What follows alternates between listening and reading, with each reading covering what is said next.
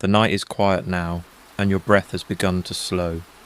Let your eyes rest, and picture the long-ago world where cities were young and made of earth, where rivers ruled the rhythm of life, and where language was shaped into clay.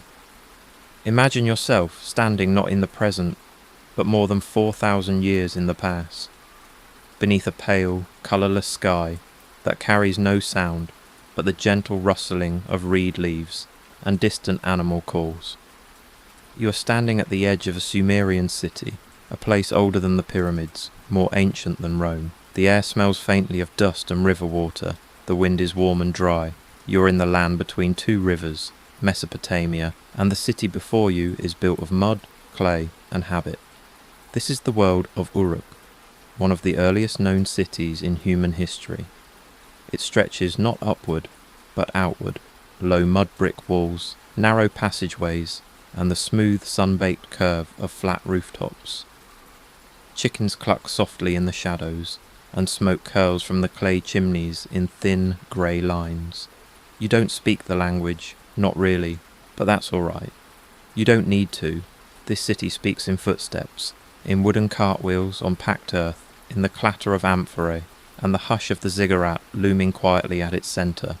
This is a city of rhythm, of repetition, of soft routine, and as we begin our journey, you may simply follow the patterns.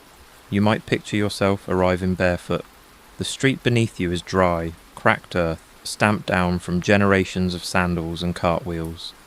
A rooster cries somewhere in the background, and the scent of barley porridge and wood smoke fills the air. The sky is pale and undecided, not yet fully blue, still clinging to a dusty grey from the retreating night. Somewhere to your left, a woman is gently pouring water from a clay jug into a basin. The sound is soft, steady. She hums something tuneless as her daughter crushes garlic with a smooth stone nearby. In the distance, a cart loaded with bundles of reed mats creaks toward the market square. The donkey pulling it does not seem in a hurry. Nothing in this city is, and so neither are we. Now, as the sun begins its slow climb over the plain, the Sumerian city stirs to life.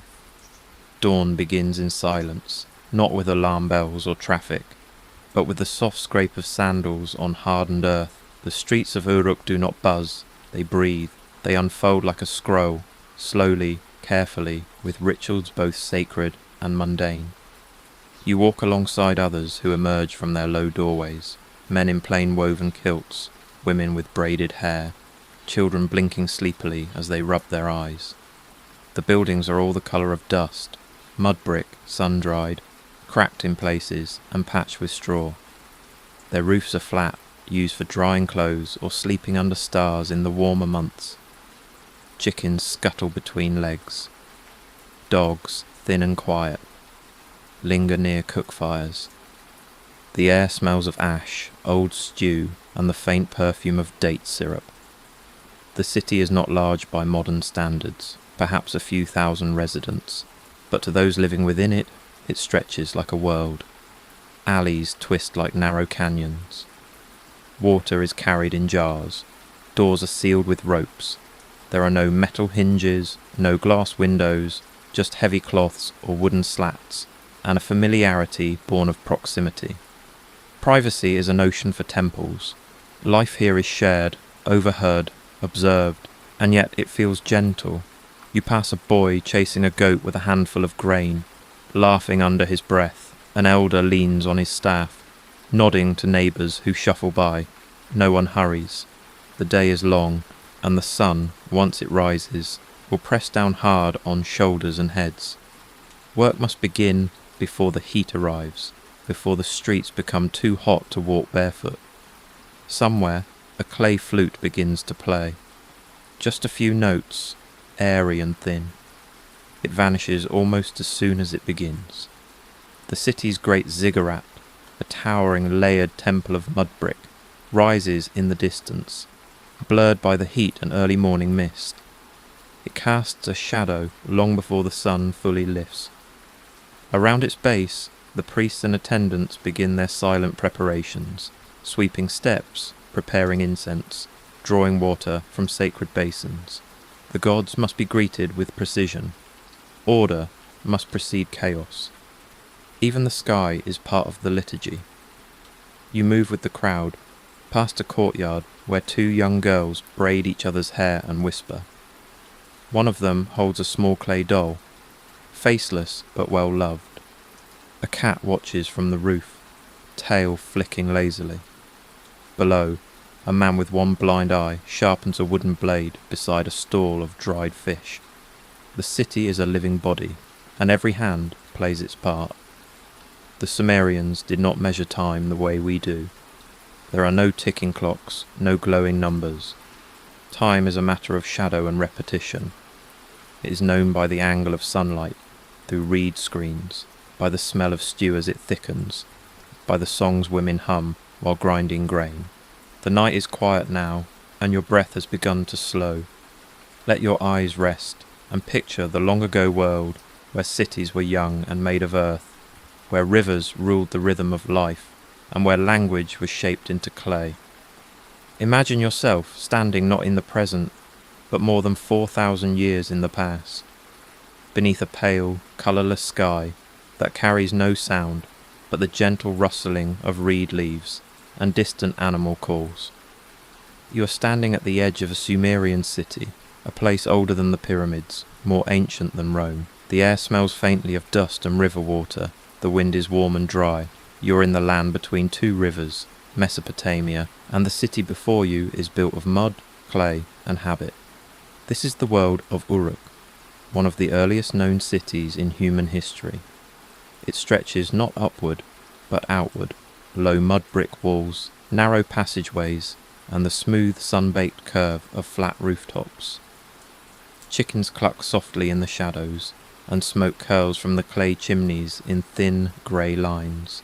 You don't speak the language, not really, but that's all right. You don't need to. This city speaks in footsteps, in wooden cartwheels on packed earth, in the clatter of amphorae, and the hush of the ziggurat looming quietly at its centre. This is a city of rhythm, of repetition, of soft routine, and as we begin our journey, you may simply follow the patterns. You might picture yourself arriving barefoot. The street beneath you is dry, cracked earth, stamped down from generations of sandals and cartwheels. A rooster cries somewhere in the background, and the scent of barley porridge and wood smoke fills the air. The sky is pale and undecided, not yet fully blue, still clinging to a dusty grey from the retreating night. Somewhere to your left, a woman is gently pouring water from a clay jug into a basin. The sound is soft, steady. She hums something tuneless as her daughter crushes garlic with a smooth stone nearby. In the distance, a cart loaded with bundles of reed mats creaks toward the market square. The donkey pulling it does not seem in a hurry. Nothing in this city is, and so neither are we. Now, as the sun begins its slow climb over the plain, the Sumerian city stirs to life. Dawn begins in silence, not with alarm bells or traffic, but with the soft scrape of sandals on hardened earth. The streets of Uruk do not buzz, they breathe, they unfold like a scroll, slowly, carefully, with rituals both sacred and mundane. You walk alongside others who emerge from their low doorways, men in plain woven kilts, women with braided hair, children blinking sleepily as they rub their eyes. The buildings are all the colour of dust, mud brick, sun-dried, cracked in places and patched with straw. Their roofs are flat, used for drying clothes or sleeping under stars in the warmer months. Chickens scuttle between legs. Dogs, thin and quiet, linger near cook fires. The air smells of ash, old stew, and the faint perfume of date syrup. The city is not large by modern standards, perhaps a few thousand residents, but to those living within it, it stretches like a world. Alleys twist like narrow canyons. Water is carried in jars. Doors are sealed with ropes. There are no metal hinges, no glass windows, just heavy cloths or wooden slats, and a familiarity born of proximity. Privacy is a notion for temples.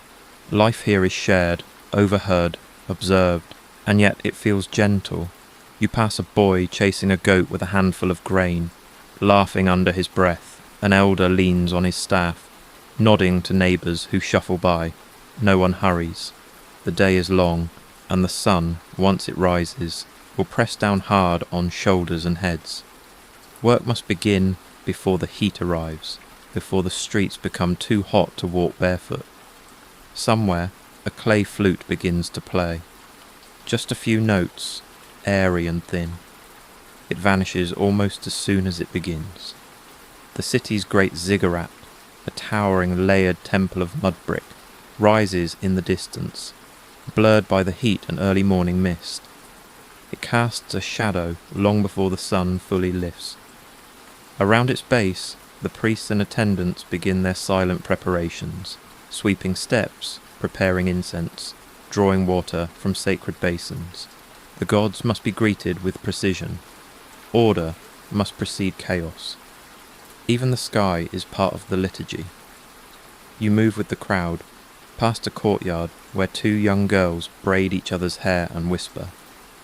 One of them holds a small clay doll, faceless but well loved. A cat watches from the roof, tail flicking lazily. Below, a man with one blind eye sharpens a wooden blade beside a stall of dried fish. The city is a living body, and every hand plays its part. The Sumerians did not measure time the way we do. There are no ticking clocks, no glowing numbers. Time is a matter of shadow and repetition. It is known by the angle of sunlight, through reed screens, by the smell of stew as it thickens, by the songs women hum while grinding grain. The mould is then lifted and flipped with practiced ease, depositing a damp brick onto a line of others, all sunning like sleeping turtles in the open air. There are hundreds of them, rows upon rows, laid out in tight formation, each nearly identical in size, though no two are perfect. Some already show hairline cracks, some will crumble before being used, but most will find their way into walls, courtyards, steps, ovens and platforms, and eventually they will return to the earth. You watch as a boy, no older than 10, carries one brick at a time from the drying field to a stack beneath a half-built doorway. He doesn't rush. His sandals are coated in clay, his tunic smeared with dust, his face blank with focus. He walks the same path again and again, balancing each brick as though it were sacred. And in a way it is. Building in Uruk is not a seasonal affair. It is constant. The city does not pause to admire itself. It grows because it must. Rooms expand with families. Walls collapse under heat. Roofs buckle under rain. Every house is in some stage of becoming or undoing. No building is ever truly finished. You step aside as a man carrying a heavy basket of dry bricks brushes past. He nods, the lines of sweat visible on his forehead, and unloads them near a trench where others are laying the foundation of what might be a storehouse. The trench itself is shallow, lined with crushed reeds and shards of older bricks. You kneel beside it for a moment, touching the earth. It is warm, almost soft, like bread left too long in the sun. Above you, scaffolding made of bent wood and woven rope creaks lightly. Two workers climb it barefoot, balancing baskets filled with wet plaster. They smear it carefully along the upper wall, their hands moving in slow circles, smoothing, patching, quieting the surface. They speak softly, if at all. The breeze carries the scent of wet clay, charcoal, and something slightly sour, perhaps fermented grain, or the sweat of the workers themselves. This is how the city breathes, through its bricks, its gaps, its carefully laid seams. The walls are not airtight. They are not meant to be. Air filters through cracks, through woven reed screens, through doorways left open. Windows are small, high, often covered with cloth or lattice. Light comes in patches, diffused and golden, bouncing off earthen walls. You wander through a corridor flanked by drying plaster, fresh walls the colour of almond shells. Someone has traced a spiral into the damp surface with a fingertip. It has no meaning perhaps, or perhaps it is a prayer. Ahead, a man climbs down from the roof of a low dwelling. He carries a reed bundle under one arm and a hammer of stone tied with sinew. His hands are rough and chipped, his beard dusted white with lime. He stops to sip from a gourd, nods once in greeting, and moves on without a word. There is no shouting here, no barking orders. The builders know their craft. They have learned it not from scrolls, but from their fathers and their fathers before them. They read the cracks, they taste the mortar. They sense when a wall is too wet or a beam too bowed. There are no blueprints, just rhythm. You sit for a moment on a low step, beneath the partial shade of a nearby wall. The sun has reached its mid-morning arc, casting long shadows that cut the street into slices of warmth and cool. Flies drift lazily through the air. Somewhere nearby, someone is cooking onions. The scent floats past, sharp but familiar. A woman appears carrying a basket filled with small tools, carving sticks, bronze scrapers, a bone awl. She joins another seated figure near a courtyard wall and begins shaping clay tiles. These will line the oven or cap a roof, or serve as small offering trays for the temple. Each is made by hand, pressed and cut and smoothed. Her fingers work automatically. She hums. The man beside her is silent. He shapes a corner piece, then holds it to the wall to test the fit. He removes it, shaves off a curl, and tries again. Dust clings to the sweat on his arms. You rise and continue walking, stepping carefully around half-set bricks. The street here narrows, walled on both sides by buildings in various states of repair. Some are little more than frames, their beams poking skyward like ribs. Others are nearly finished, doorways set, lintels carved, floors packed and smoothed. You peer into one and see a woman sweeping with a broom of bundled grasses. The floor is hard earth, patted flat and covered with a scattering of shells. Decorative, perhaps, or simply useful for grip. A few steps farther and you reach the base of a tower. Not the great ziggurat. This one is humbler, used perhaps for storage or shade. A staircase winds along its outer edge, wide enough for a man with a burden to ascend. You climb slowly, the steps uneven but sturdy. At the top, the city spreads out before you, a patchwork of rooftops, courtyards and alleys. You see smoke rising in thin lines. You hear the distant clang of a market stall being opened. You feel the wind, dry, persistent, filled with grit, pulling at your tunic. The builders work below, like ants, like clockwork. They do not stop, and as you descend again, you find yourself thinking, the city lives because they do. Their hands shape its walls, their sweat strengthens its seams, and when they grow tired, others will take their place. That is how cities endure.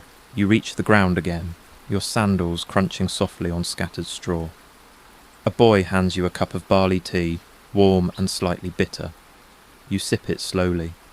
The builders do not look up. And now, drawn by the scent of baked bread and slow-boiling lentils, your steps turn toward a quieter place, where homes are lived in, not built. Where food simmers and voices drift through reed mats. Where life, not labour, fills the air. And so you walk toward it, toward the house of reeds. The passage narrows as you step away from the sounds of building and into a part of the city that feels softer, quieter, somehow enclosed in its own gentle rhythm.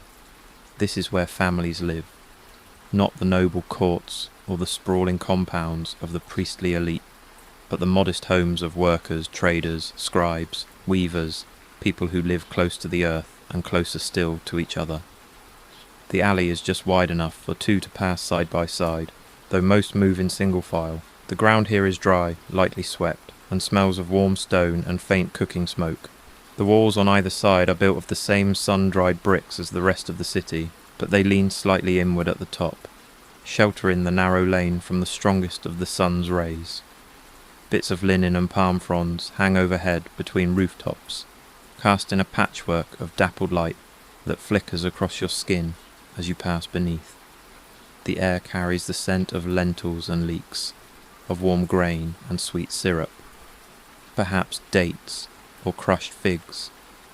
It's the hour when the morning meals are nearly finished and the scent of them lingers, like a memory of hunger just sated. You pause beside a doorway, its opening covered by a curtain woven from reeds and wool. It stirs gently in the breeze. Behind it, you hear the low murmur of conversation, the scrape of a pot on stone, the bubbling of a slow boil. A baby coos, or perhaps yawns. Someone laughs, not loudly, but with a kind of tired warmth. Inside, the home is not large, but it holds much.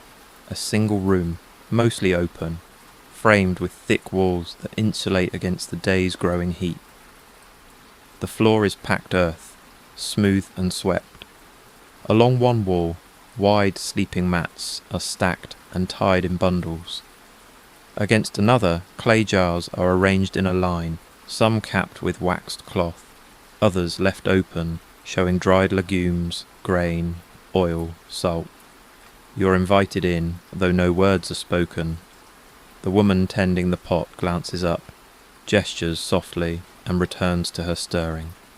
You step onto the cool floor, your sandals leaving faint prints in the dust, and settle near the threshold. The pot over the fire is shallow and wide. It holds a thick porridge of barley and onion, seasoned with a bit of date syrup. The fire beneath it is small, fed with dried reeds and bits of olive husk.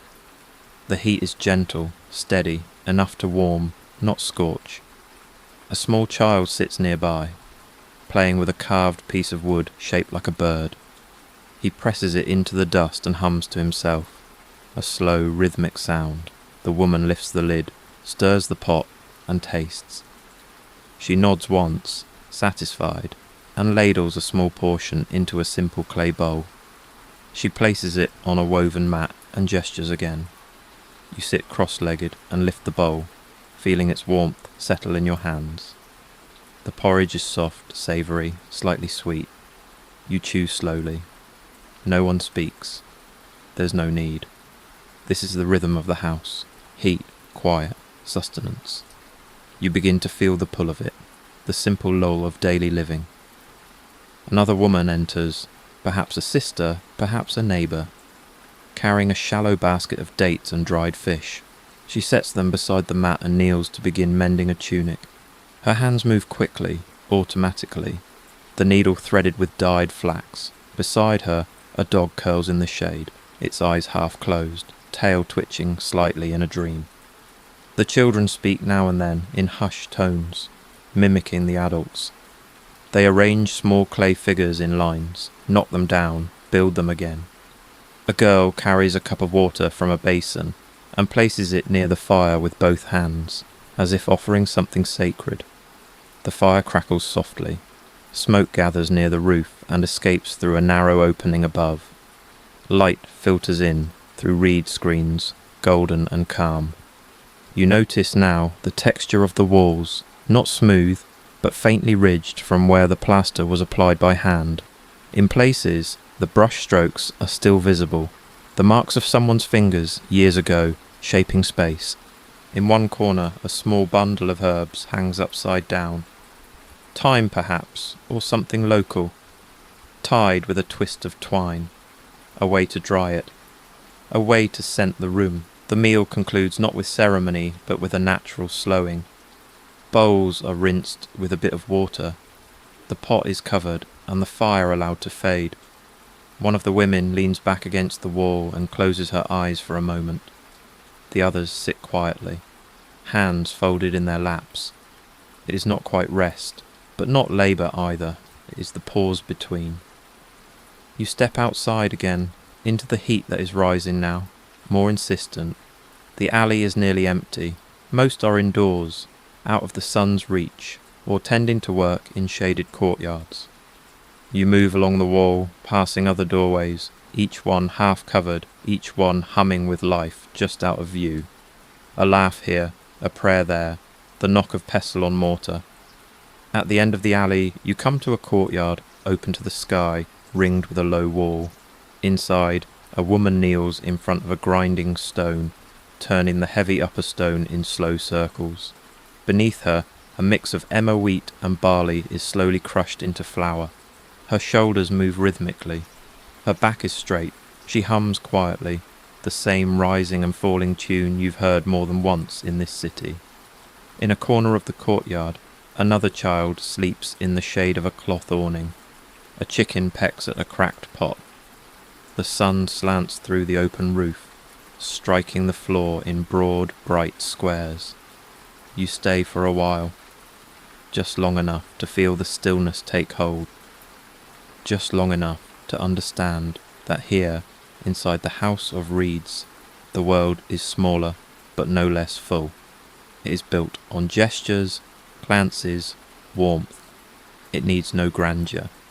And as you rise to leave, your feet brushing softly against the packed earth floor, you hear the temple bell in the distance, not loud but insistent.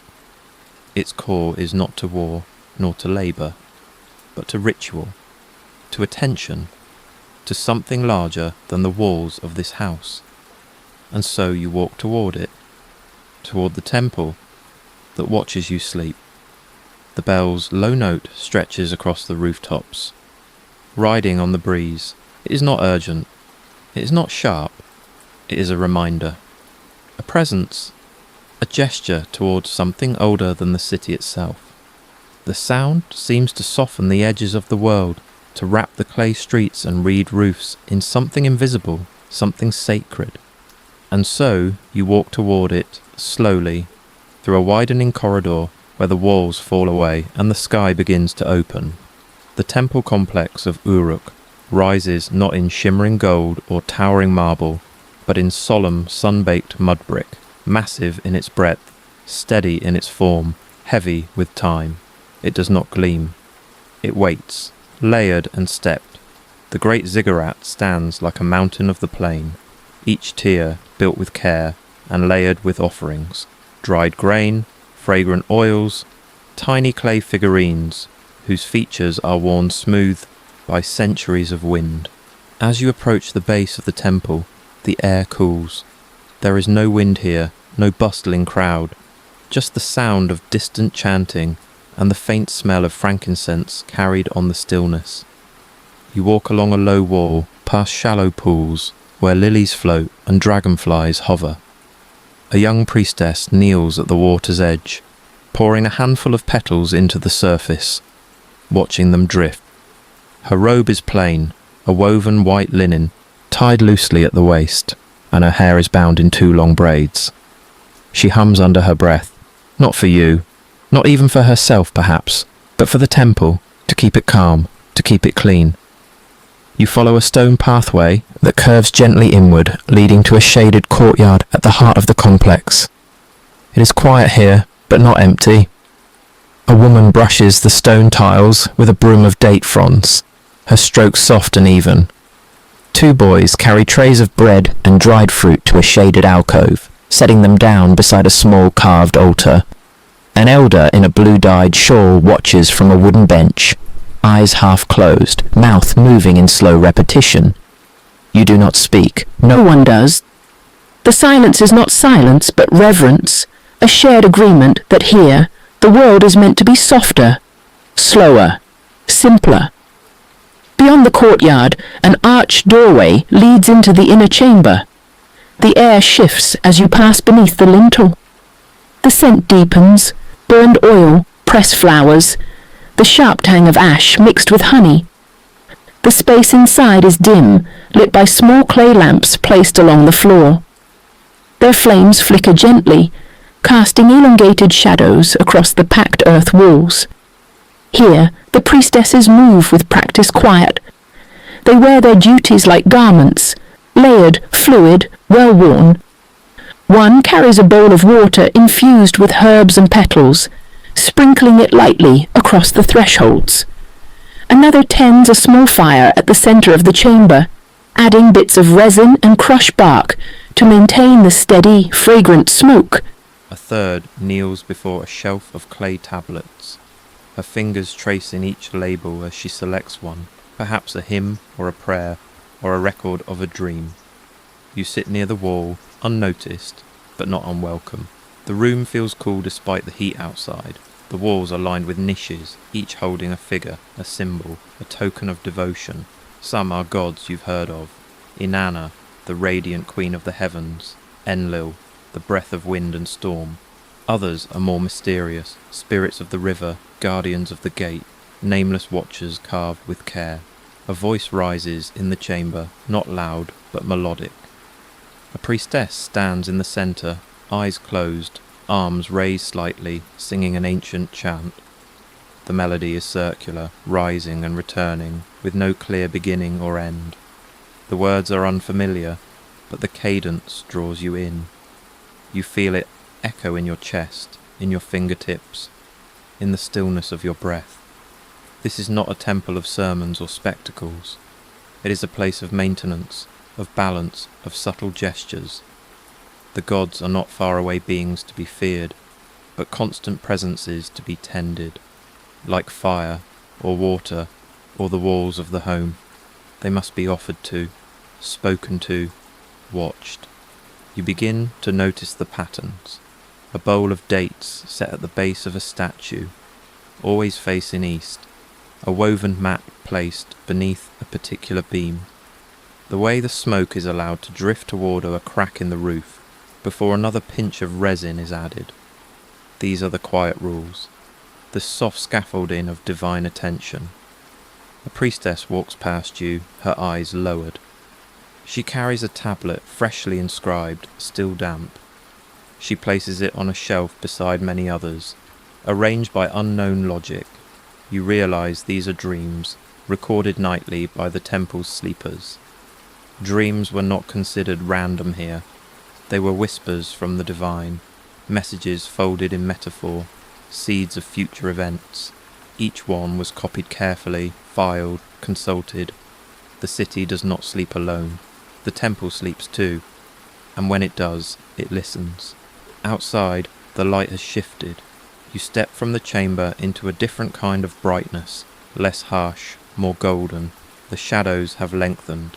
In the garden behind the temple, two priestesses gather flowers from tall stems, careful not to damage the roots. Another writes with a reed stylus in a patch of clay, recording perhaps the time of bloom or the position of the sun.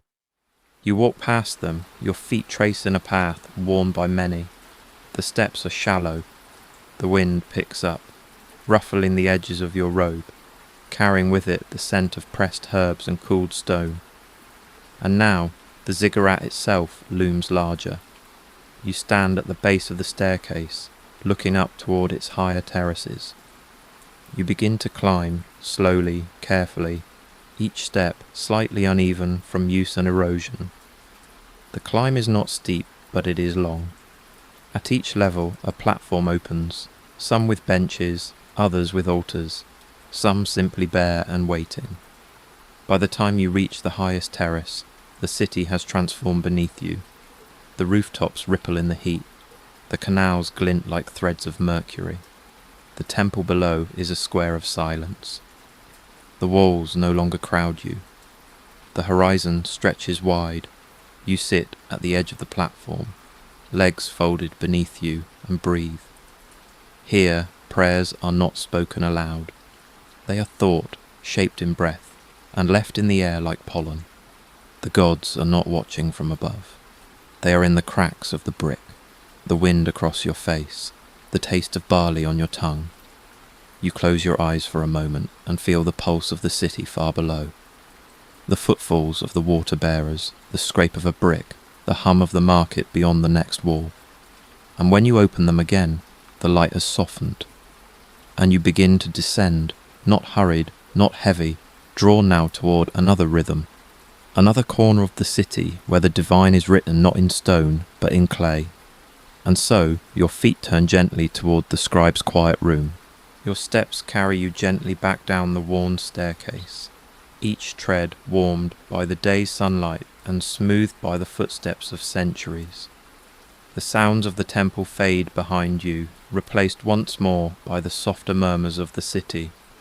A dog's low bark, a distant splash from the canal, the dry brushing of reeds in the wind. The city does not grow louder. It deepens like a slow breath drawn inward. You walk now through a narrower lane, its edges scalloped by shadows cast from windowless homes and sun-bleached awnings.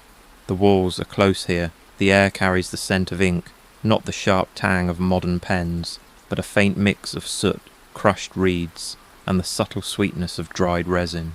You know the smell as ancient, as sacred. You are nearing the house of the scribe. The door is not wide, there is no sign above it, but the shape of the space draws your eye, the worn threshold, the gentle scrape of a stylus, the soft rustling of clay tablets being shifted from one shelf to another. You step inside. The room is cooler here. The walls are lined with niches, each one filled with tablets stacked or slotted into tidy rows. They vary in size, some no larger than a palm, others thick and heavy like bricks. A low workbench runs along one wall, its surface covered in reed styluses, bowls of water, scraps of cloth, and soft bricks of fresh clay, wrapped in damp leaves to preserve their pliancy. The scribe does not look up immediately. He's bent over a tablet, his hand steady, his eyes half-lidded in concentration. The stylus moves with a rhythm not unlike breathing. Press, lift, press again. Each motion inscribes a mark, not a letter but a wedge, cuneiform, a script of angles and indentations, shaped by habit more than sight. You settle onto a low stool in the corner, careful not to disturb the tools. The scribe continues his work, the sound of the stylus barely audible, a faint tick like insects in tall grass. He wears a simple tunic, dyed pale with age, and a headband to catch the sweat beading at his temples. His fingers are stained with clay, his nails worn blunt. There is no flourish in his posture, no drama in the work, just a quiet discipline. On the wall behind him hangs a narrow shelf of reference tablets, ancient lists of symbols, weights, accounts, proverbs. A soft breeze through a high window lifts the edge of a curtain, revealing a glimpse of the street beyond. A woman walking with a child, a man carrying a folded reed mat, the blink of a donkey's eye. The scribe finishes a line and gently blows across the clay to dry it. He places the tablet onto a tray with several others, then selects a fresh one from a damp cloth. His movements are slow but sure, as though his body remembers what his mind need not consider. From a shallow basket, he draws a reed stylus with a pointed tip and tests it against the edge of the clay. He begins again, this time writing vertically, a pattern of symbols that may record grain stores, or temple offerings, or a dream remembered at dawn. The Sumerians wrote not only to communicate, but to preserve, not just events, but presence. To write was to give a shape to memory, to press time into the earth. Near the bench, another figure moves. A younger scribe, perhaps an apprentice, is sorting dry tablets, brushing them gently with a horsehair brush, wrapping some in cloth to be stored in a reed basket. He works without words, with the reverence one might offer to delicate bones or brittle leaves. Some of these tablets are years old, others decades. A few, no doubt, were copied from tablets already ancient when the city's great-grandparents were children. One shelf is filled entirely with tablets of dreams. You notice that the edges are rounded, and that some have tiny notches along the sides, codes perhaps, or categories, understood only by those who work within this quiet archive. You lift one gently, feel its weight in your hands. The symbols are etched with care, but slightly irregular, perhaps written by a nervous dreamer or a hurried priest. It speaks of a lion made of flame, of a door that refused to open, of rain that whispered secrets. The meaning is not for you to decipher, but the presence of meaning is enough. Outside, the sun shifts again, casting a long triangle of light across the floor. Dust motes float within it, unhurried. You lean back against the wall, letting the silence wrap around you. The scribe has begun humming now, a low melodic tune that echoes faintly in the clay-walled chamber. It is a lullaby, maybe, or a recitation of a list so old its purpose has been forgotten. The song does not rise, it turns in circles. A third figure enters the room, a woman carrying a tablet wrapped in linen. She speaks softly to the apprentice, who nods and accepts it with both hands. He places it on a low bench to be unwrapped and copied. You catch only a few words. Temple, new moon, 3 jars of oil, an offering perhaps, a record of devotion, or a warning. Time is slow in this place, not stopped but softened. You could spend hours here and feel none of them, the scribe continues, his hand never faltering. He speaks only once, to remind the apprentice to dampen the fresh clay before it dries unevenly. The apprentice nods, already reaching for the cloth. A gust of air enters the chamber, brushing across your arms like the sweep of a bird's wing. It carries the scent of warm earth and distant grain. Somewhere beyond the window, a bell rings again, not the deep one from the temple, but a smaller tone, high and metallic. It signals the opening of the market. The scribe finishes his line and lays down his stylus. He does not speak, but his shoulders relax slightly. The apprentice begins tidying the bench, sorting tools, brushing away stray bits of clay. You rise now, stepping carefully back toward the doorway. The scribe nods once, still without words. The curtain parts for you, and you step once more into the warmth and brightness of the street. The hum of the market is rising ahead, not loud, but full. You catch the scents of dried fish and vinegar, of garlic and fermented grain. There are voices now, layered like woven mats, bartering, teasing, greeting, laughing. The marketplace is not a place of silence. It is a place of rhythm. And so, with dust on your feet and a soft memory of clay beneath your fingertips, you walk toward it. The street widens gradually as you move forward. The shadows draw back, and the walls seem to step aside to make room for the day. The sounds of the market reach you in soft waves, the clink of ceramic bowls, the creak of wooden carts, the gentle rise and fall of voices in quiet exchange. There is no shouting, no hawking of wares. The Sumerian market does not rush or clamour, it hums. You emerge into the square, not a grand plaza of marble or flagstone, but an open space shaped by presence.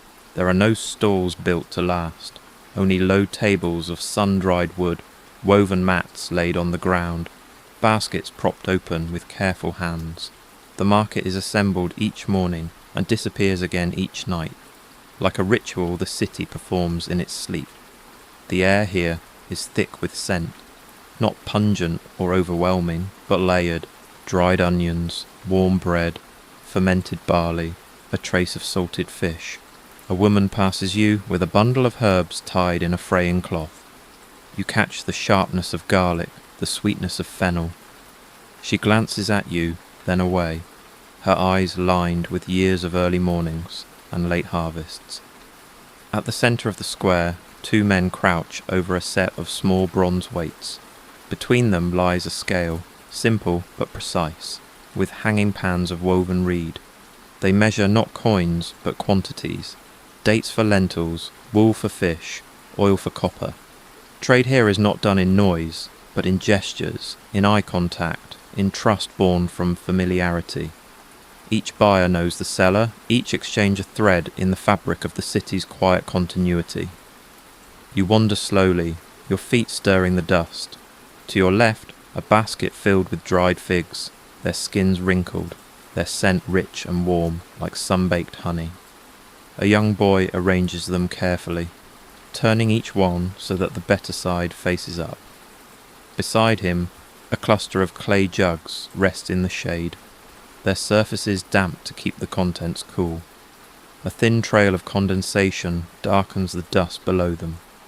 To your right, a woman weaves a reed mat, her fingers moving in steady rhythm. She sits beneath a low canopy tied between 2 posts, her feet bare, her eyes steady on the pattern. A small child sleeps beside her, curled like a cat in the shadow of her shawl. The mat she weaves is not ornate. It is simple, meant for a floor, or a roof, or the inside of a doorway, but the care she gives it is no less. You pass a line of vendors selling barley by the handful. Each has a different method. Some weigh it in clay cups, others pile it into exact cones, carefully patted smooth. One woman ties small portions in cloth bundles, stacked like stones on her mat. She smiles at you, but does not speak. Her hands are stained with grain dust, her fingernails clean and squared. The marketplace has its own rules, unwritten, unquestioned. You do not step too close to another's goods. You do not touch unless invited. You trade not only with your hands, but with your posture, your voice, your patience. A fair exchange is not a contest, but a confirmation of honesty, of balance, of shared understanding. In a corner of the square, near a low brick wall, an old man sits behind a flat tray of polished stones and shell beads. He arranges them again and again, a dance of placement, of colour, of soft clinks. He wears a cloak that was once blue, but is now the colour of morning mist. His beard is braided, and his voice, when he speaks, is softer than wind through grass. You watch as a girl, no older than 8, approaches with a handful of dried lentils. She speaks softly, offers her trade. The old man nods. He selects a small green bead, imperfect, cloudy, but beautiful, and places it in her palm. She bows slightly. No money changes hands. Only weight, only intention.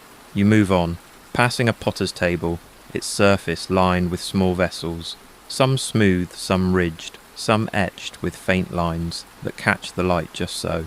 He speaks not with words, but with hands, demonstrating how one might pour without spilling, how the curve of the lip prevents waste. His customers nod, touch, lift, consider. The pots are not art, they are tools, but they are lovely.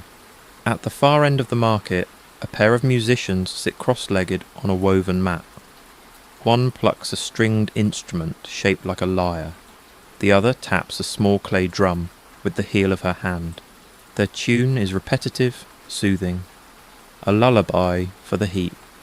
Around them, vendors hum along without thinking, the melody part of the atmosphere now, like shade, like dust, like time. The sun has climbed higher, the shadows are sharper. Some of the sellers pull cloths over their heads, shielding their faces.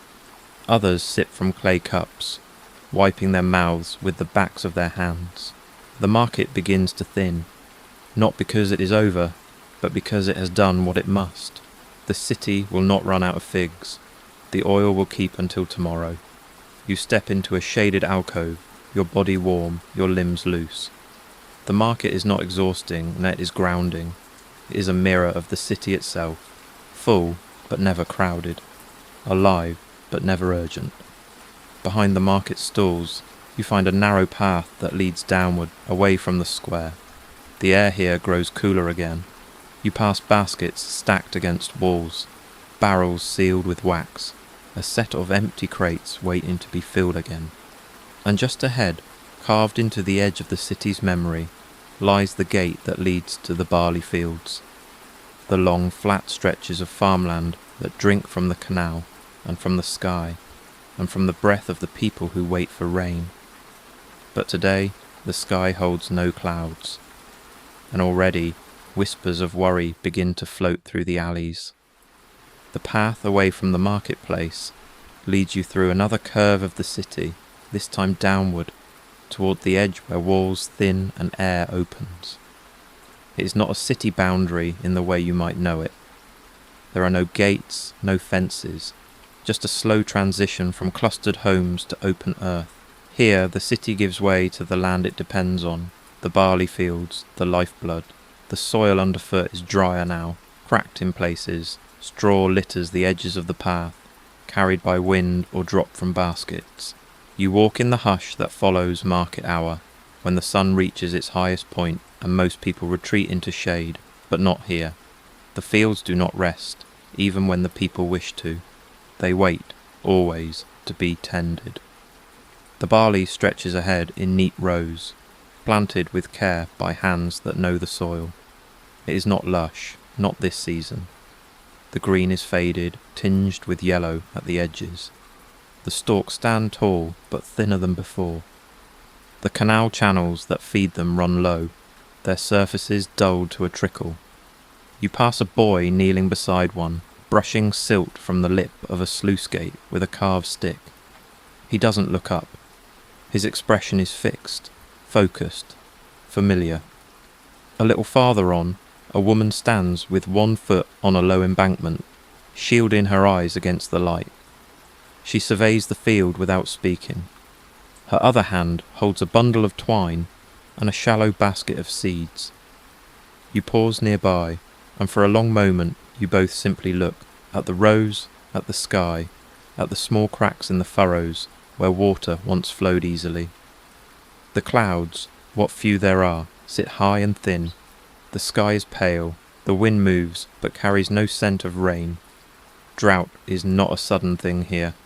It comes in whispers, in days that stretch longer than they should, in wells that draw slower, in grain that rustles dry before its time. It speaks through small signs, a lower waterline, a broken reed, the stillness of frogs at dusk. You walk the length of one narrow field, the barley brushing your calves. A man sits at the far end with a basket and a reed pipe, his lips on the mouthpiece, but no sound comes. He plays not to make music, but to pass time, to feel rhythm when the world feels uneven. You notice now the channels that crisscross beneath your feet, not wide, but carefully placed, designed to draw every drop of water where it's most needed. They are shallow now, the earth beneath them dry. You pass a ditch that has begun to collapse at one edge, the mud flaking away in thin curls like old parchment. A child has wedged a bit of cloth into the breach to slow the loss. It holds, just barely. Beyond the rows, a small gathering of elders stands in a circle near a clay marker. You approach quietly, catching fragments of their conversation. Their voices are soft, low, slow. They speak of the last flood, of the last good harvest, of a neighbouring village where the fish have begun to die. One of them holds a jar filled with canal water, cloudy, still, warm. This is not panic exactly. It is something quieter, more enduring. The slow panic of the farmer, of the mother who watches her stores diminish, of the priest who waits for signs. You move past them, walking toward a structure that rises just beyond the fields, a tall, thin post with a crossbeam from which hang small carved talismans. Wind spirits, fertility charms, offerings, they clack gently in the dry air. At the base, someone has arranged a circle of cracked clay tablets, once written upon, now faded by sun. A goat grazes nearby, unconcerned. You find shade beneath a fig tree that hasn't borne fruit this year. Its leaves are wide, curling slightly at the edges. You sit. The ground is warm. Your back finds the tree's bark. Your breath slows. Across the field, two young men argue over the placement of a new trench. One gestures toward the sky, the other toward the cracked mud. Neither raises his voice. They are not angry, just weary. Behind them, a woman carries 2 jars of water, one in each hand, arms trembling from the weight.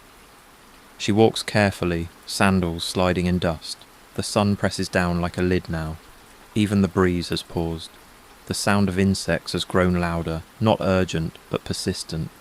You close your eyes for a moment and feel it all around you.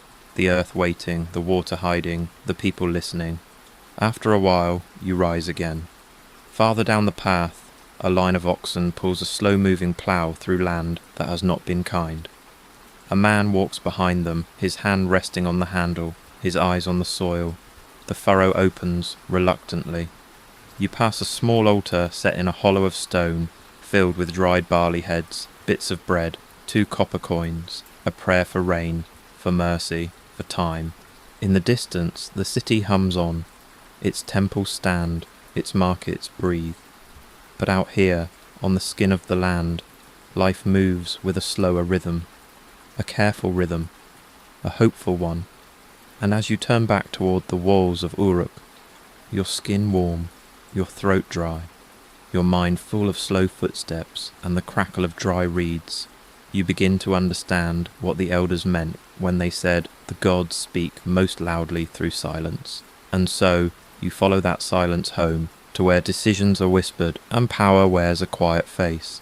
The path curves again, and the walls of the city rise slowly around you like a closing hand. The heat lingers on your skin as you step back beneath the woven shade of alleyways, where water clings to corners and footsteps echo more softly. The weight of sun, of silence, of dry soil begins to lift, replaced by the muted presence of people, not many, but enough to shape the air. You are nearing the older part of the city. The stones here are more worn, the walls patched and repatched over generations. The smell of the fields is behind you now, replaced by something fainter, incense perhaps, or the dusty scent of dried leather. You pass doorways with shutters drawn, windows high and narrow. The quiet here is purposeful.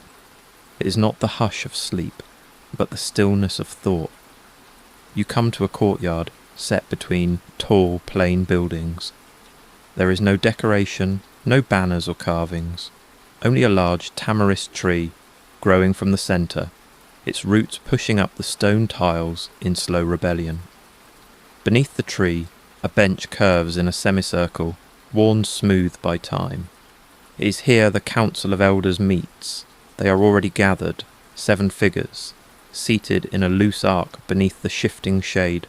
Their robes are simple, of earth tones, sun-faded and carefully mended. None are younger than 60.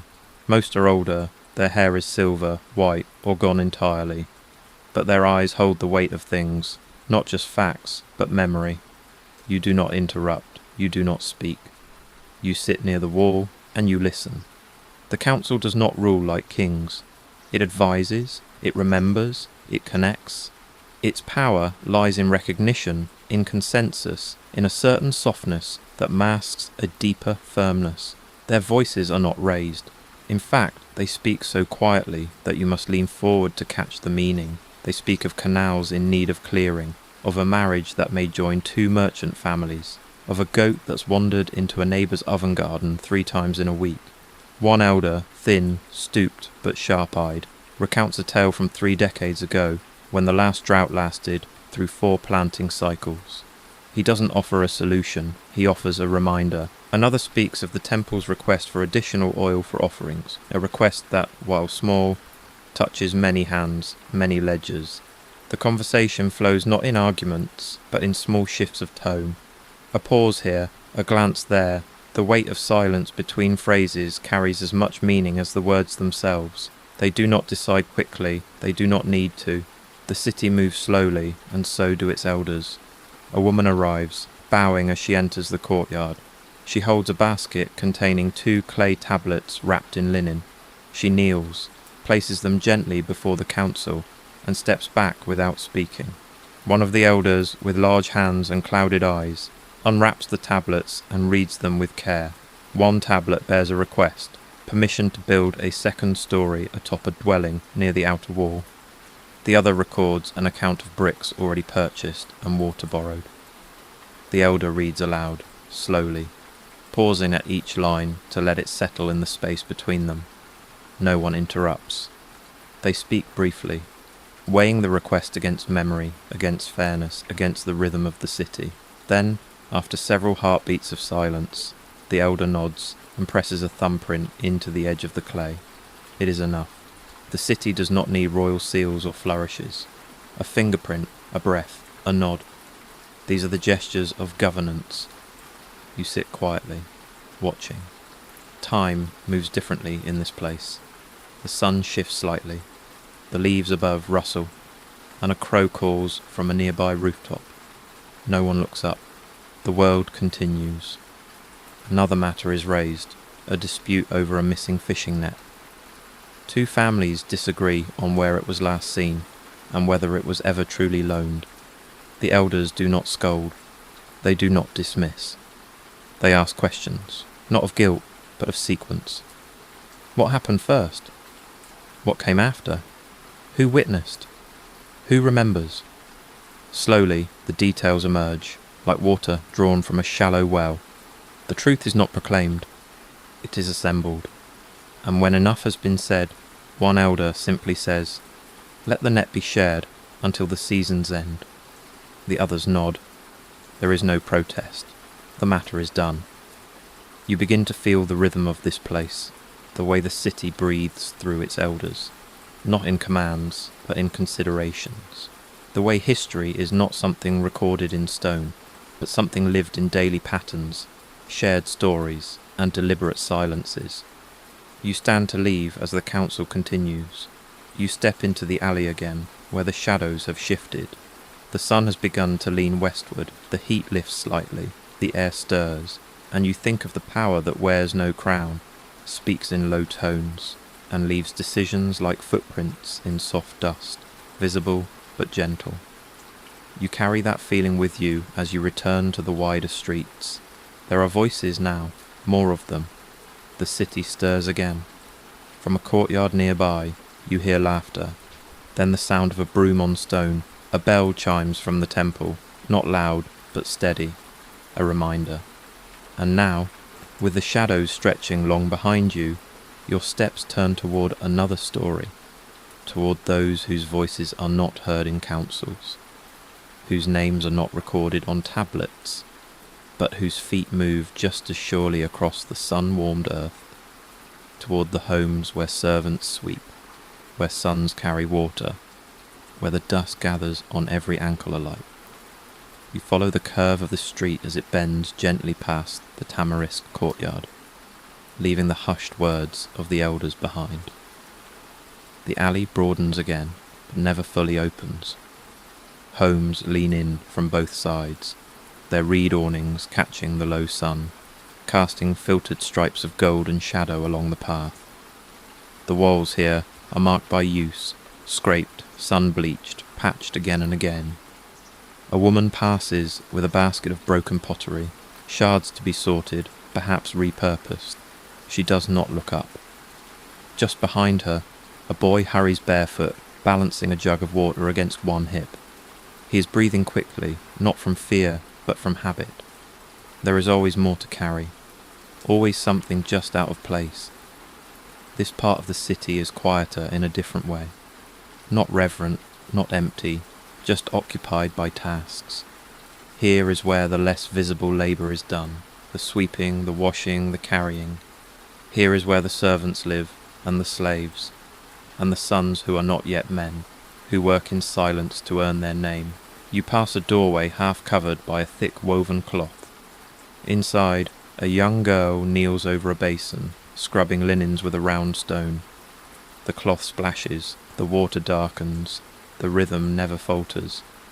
Behind her, a boy sorts firewood into piles, long, short, kindling. His fingers move quickly. His face is calm. Neither of them speaks. A little farther on, a man with dust-caked feet and a curved back sweeps the space in front of his master's door. He uses a brush made of reeds bound with twine. Each stroke is deliberate. The dust stirs, then settles. His tunic is plain, patched at the shoulder, but clean. He does not hum. He doesn't pause. In Uruk, hierarchy is not a theory. It is visible. It is known by the weight you carry, by the tools you use, by the way others step around you or through you. Some people belong to others. Some are bound by debt. Some are born to labour. But even here, in this quiet corner, there is rhythm. There is order. A group of women kneel beside a low oven, shaping flat loaves from barley flour. They move in harmony, one forming, one flattening, one laying each round on a warm slab of clay. The smell is earthy, rich. It wraps around you like the first promise of evening. A young boy approaches with a clay jar and waits. He is perhaps 5, maybe 6, old enough to walk with purpose, but not old enough to speak to the elders. One of the women hands him 2 loaves, wrapped in a cloth. He nods and runs, his sandals slapping softly against the warm ground. You walk now behind a line of homes, simpler, smaller, joined wall to wall. Each has a clay bench outside, where someone sits or rests or works. A man repairs a wooden yoke. A woman plucks feathers from a dead bird. A girl with a bandaged foot shells dried beans into a cracked bowl. There is no music here, but there is no sadness either, only work. And above them all, the rooftops are alive, figures moving along the flat sun-baked clay, lifting baskets by rope, spreading wet clothes to dry, watching children, watching clouds. You pause beside one wall where a reed ladder leans. From above, a quiet voice calls down, not a word, just a greeting. You raise your hand, the face disappears. A servant brushes past you, carrying a sealed jar of oil on her shoulder. Her pace is brisk, careful, she wears no shoes. You hear the clay lid rattle faintly. She turns into an archway and is gone. The path narrows again, then splits. One way leads toward the gardens of the temple, the other into a courtyard crowded with people. You follow the second. This is where the slaves are gathered, not shackled, not hidden, but resting between tasks.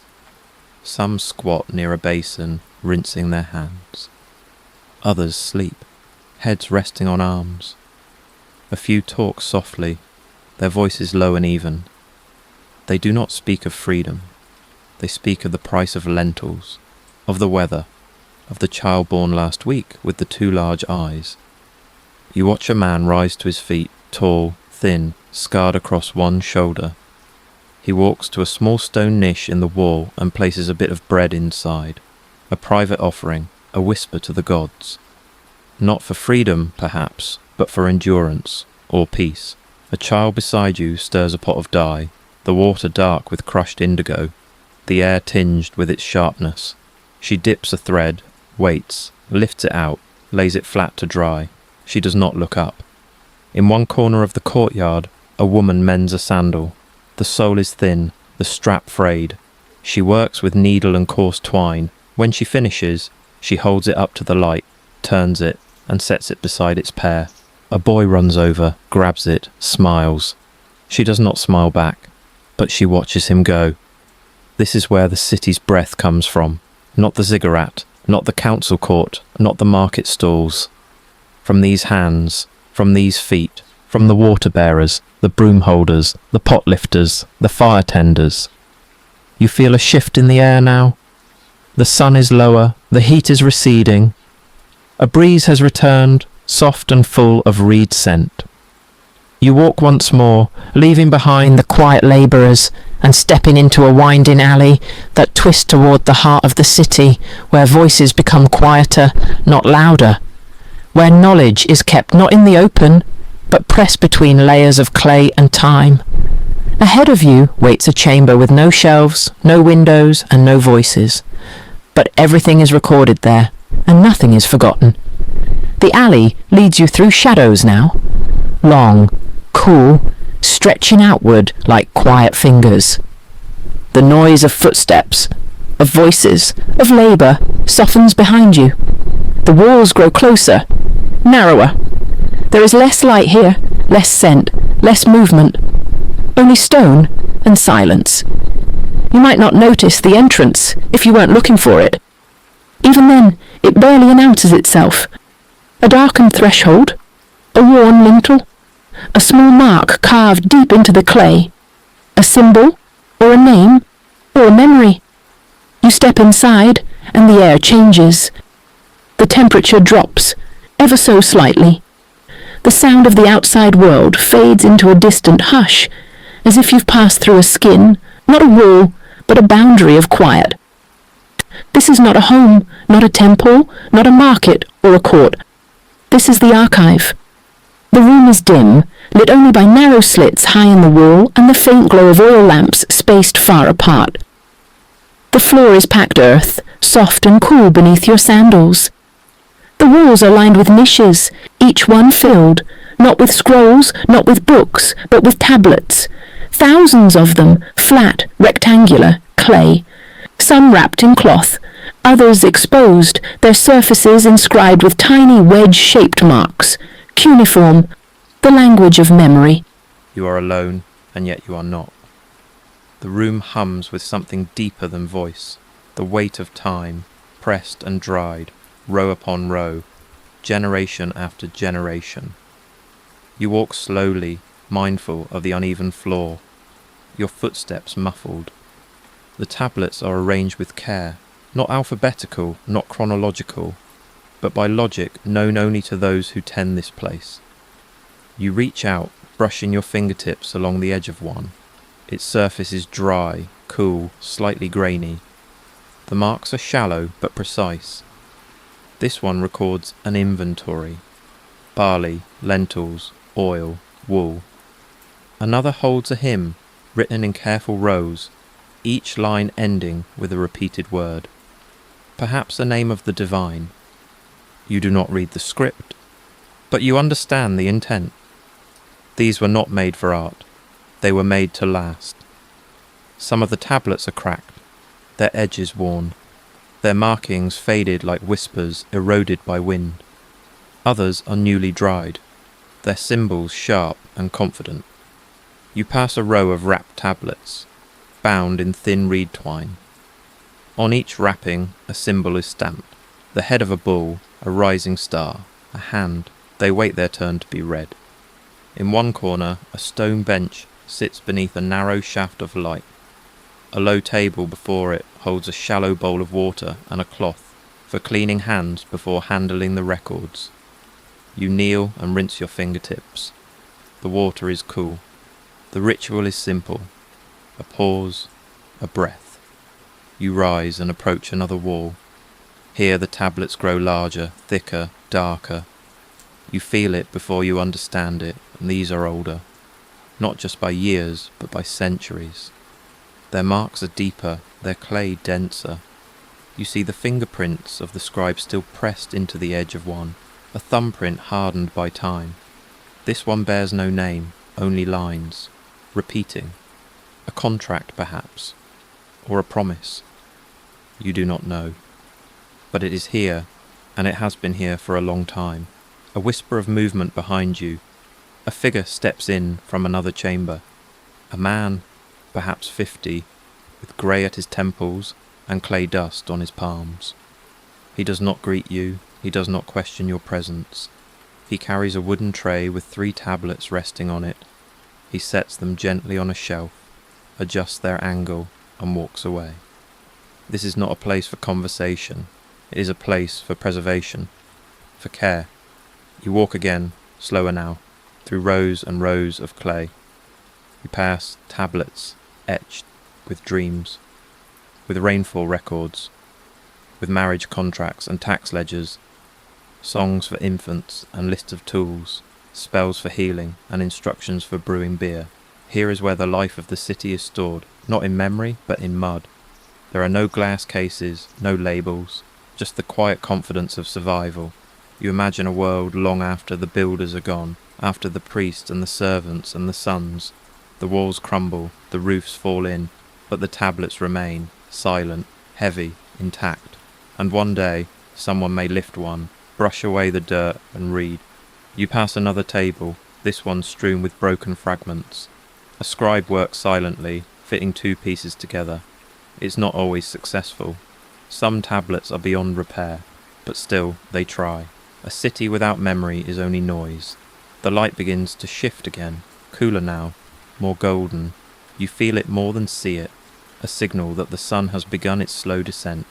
You step outside, blinking against the brightness. The sounds of the city return, gently. The flap of cloth, the bark of a dog, a girl laughing somewhere beyond the wall. You carry something with you now, not in your hands, but in your pace, in your breath. The knowledge that this city, for all its dust and heat and quiet endurance, has always known how to remember itself. And as you walk away, the scent of drying clay still on your fingertips, you hear another sound rising in the distance, not bells, not wind, but the soft tread of sandaled feet toward judgment. For where memory is kept, so too is order. And so you follow the sound toward the scent of incense and oil, toward the square where decisions are weighed. The road curves again, subtly, like a stream bending around a stone, and leads you into a space that feels different from what came before. Not louder, not larger, but somehow more still. The air holds a weight to it. Not a heaviness exactly, but a certain thickness, as though the city itself is holding its breath.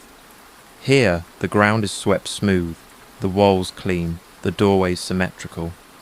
You've entered the Square of Judgment, not a courtroom in the modern sense, not a place of spectacle, but a courtyard bordered by silence and watching eyes. There are no painted pillars, no robes of bright colour, no high dais, just a sunlit space, a circle of worn stone benches, and the ever-familiar presence of clay tablets. You cross quietly, each footstep softened by a thin layer of dust. At the centre of the space sits a stone slab, waist high, its surface smoothed by centuries of fingers and elbows. This is the hearing table. Today it is bare, but the marks of use remain, small grooves, chipped corners, a patch that still smells faintly of oil and heated wax. Along one side of the courtyard, several men sit quietly, officials perhaps, or scribes, or elders called to witness. They do not speak, they watch. A woman enters with a small child, her eyes low, her hands folded before her. She carries a tablet wrapped in cloth. Behind her comes a younger man, not unkind in appearance, but tense. He carries nothing, his arms are crossed. You sense something here, a dispute likely. A question of land or inheritance or rights. There will be no shouting, no theatrics. This is not a place of argument, it is a place of clarification. The woman steps forward and places the tablet on the stone, unwrapping it with care. One of the officials takes it, holds it to the light, and begins to read. The language is formal, ancient, ritualistic. It describes the ownership of a goat, the terms of a lease, the division of yield. The names are named, the lines are clear, but life rarely is. The elder reading pauses, lifts his head, and asks a question, softly. The woman answers, her voice low and precise. The man responds, his tone clipped, measured. There are no interruptions. Another elder asks a question. Another tablet is fetched. Older, heavier, its script more worn, more evidence, more memory. And when all is said, they pause and they decide. Not with verdicts, but with resolution. The goat will remain with the child until the next season. The lease will be remeasured. A new tablet will be written. The matter is not ended, but it is understood. No one claps, no one weeps. The parties bow slightly and step away, their shoulders a little looser, their steps more certain. The city exhales again. Justice in Uruk is not vengeance, it is not wrath, it is rhythm. A correcting of imbalance, a return to smoothness. Like smoothing the surface of a tablet before writing anew. You walk now along the edge of the courtyard, past low platforms where scribes copy the decisions into formal records. A boy grinds ink in a shallow bowl with a round stone, his hand steady, his eyes sharp. Another apprentice fetches water from a shaded jar, wetting cloth to soften a newly dried tablet. Nothing is rushed, nothing is wasted. You pass a low doorway, half covered by a linen cloth, and step inside. The scent is stronger here, herbs, ash, and oil. This is the chamber of punishment, but not the dungeon of stories. There are no chains, no screams, only rules. In a corner sits a man with his hands bound in front of him, not tightly, not cruelly. His face is dusty, his robe torn. A pot beside him holds a ladle of water. Another man sits across from him, quietly writing. They speak occasionally, not in anger, but in listing. The crime is not recounted with drama, but with precision. He took something, or perhaps withheld it, or perhaps simply failed to return it. Here, punishment may be days of labour, a fine, a ritual of apology, a public washing, a mark, rarely more. The city cannot afford to lose its hands. To break them is to break the flow. What is restored must be more important than what is removed. You step back into the light, the sound of the city beginning to return. A market bell, a child's laughter, the flap of a carpet beaten against a wall. You walk now past a row of clay basins where water trickles from jar to jar, slowly, steadily. A woman rinses a cloth in one, wrings it out, and places it over a man's shoulders. He bows his head. Perhaps he has just received judgment, or perhaps he is simply weary. The water is cool, the cloth is clean. That is enough. In the corner of the courtyard, a tablet is being placed on a public wall. Not a decree, but a record, a reminder, a name, a date, a choice. No one lingers to read it, but everyone will pass it, and that is how it is remembered. As the sun begins to dip lower, the courtyard empties. The scribes gather their tools, the officials stretch their limbs, the apprentices sweep away the dust. A bird lands on the edge of the stone slab at the centre, pecks once, and takes flight again. Justice here does not roar. It does not triumph. It returns, and returns again. A loop, not a line. You walk away, your thoughts quiet. The air has shifted, the city has softened, the day begins to cool. And just ahead, you feel something else, the pulse of anticipation, the quiet clamour of preparation. Tomorrow is tax day, and tonight the city does not sleep easy. The city holds its breath.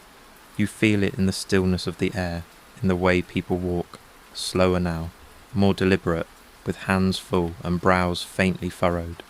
You see it in the baskets being carried under arms, in the ledgers clutched tightly by scribes, in the small groups gathered at corners, speaking in hushed tones.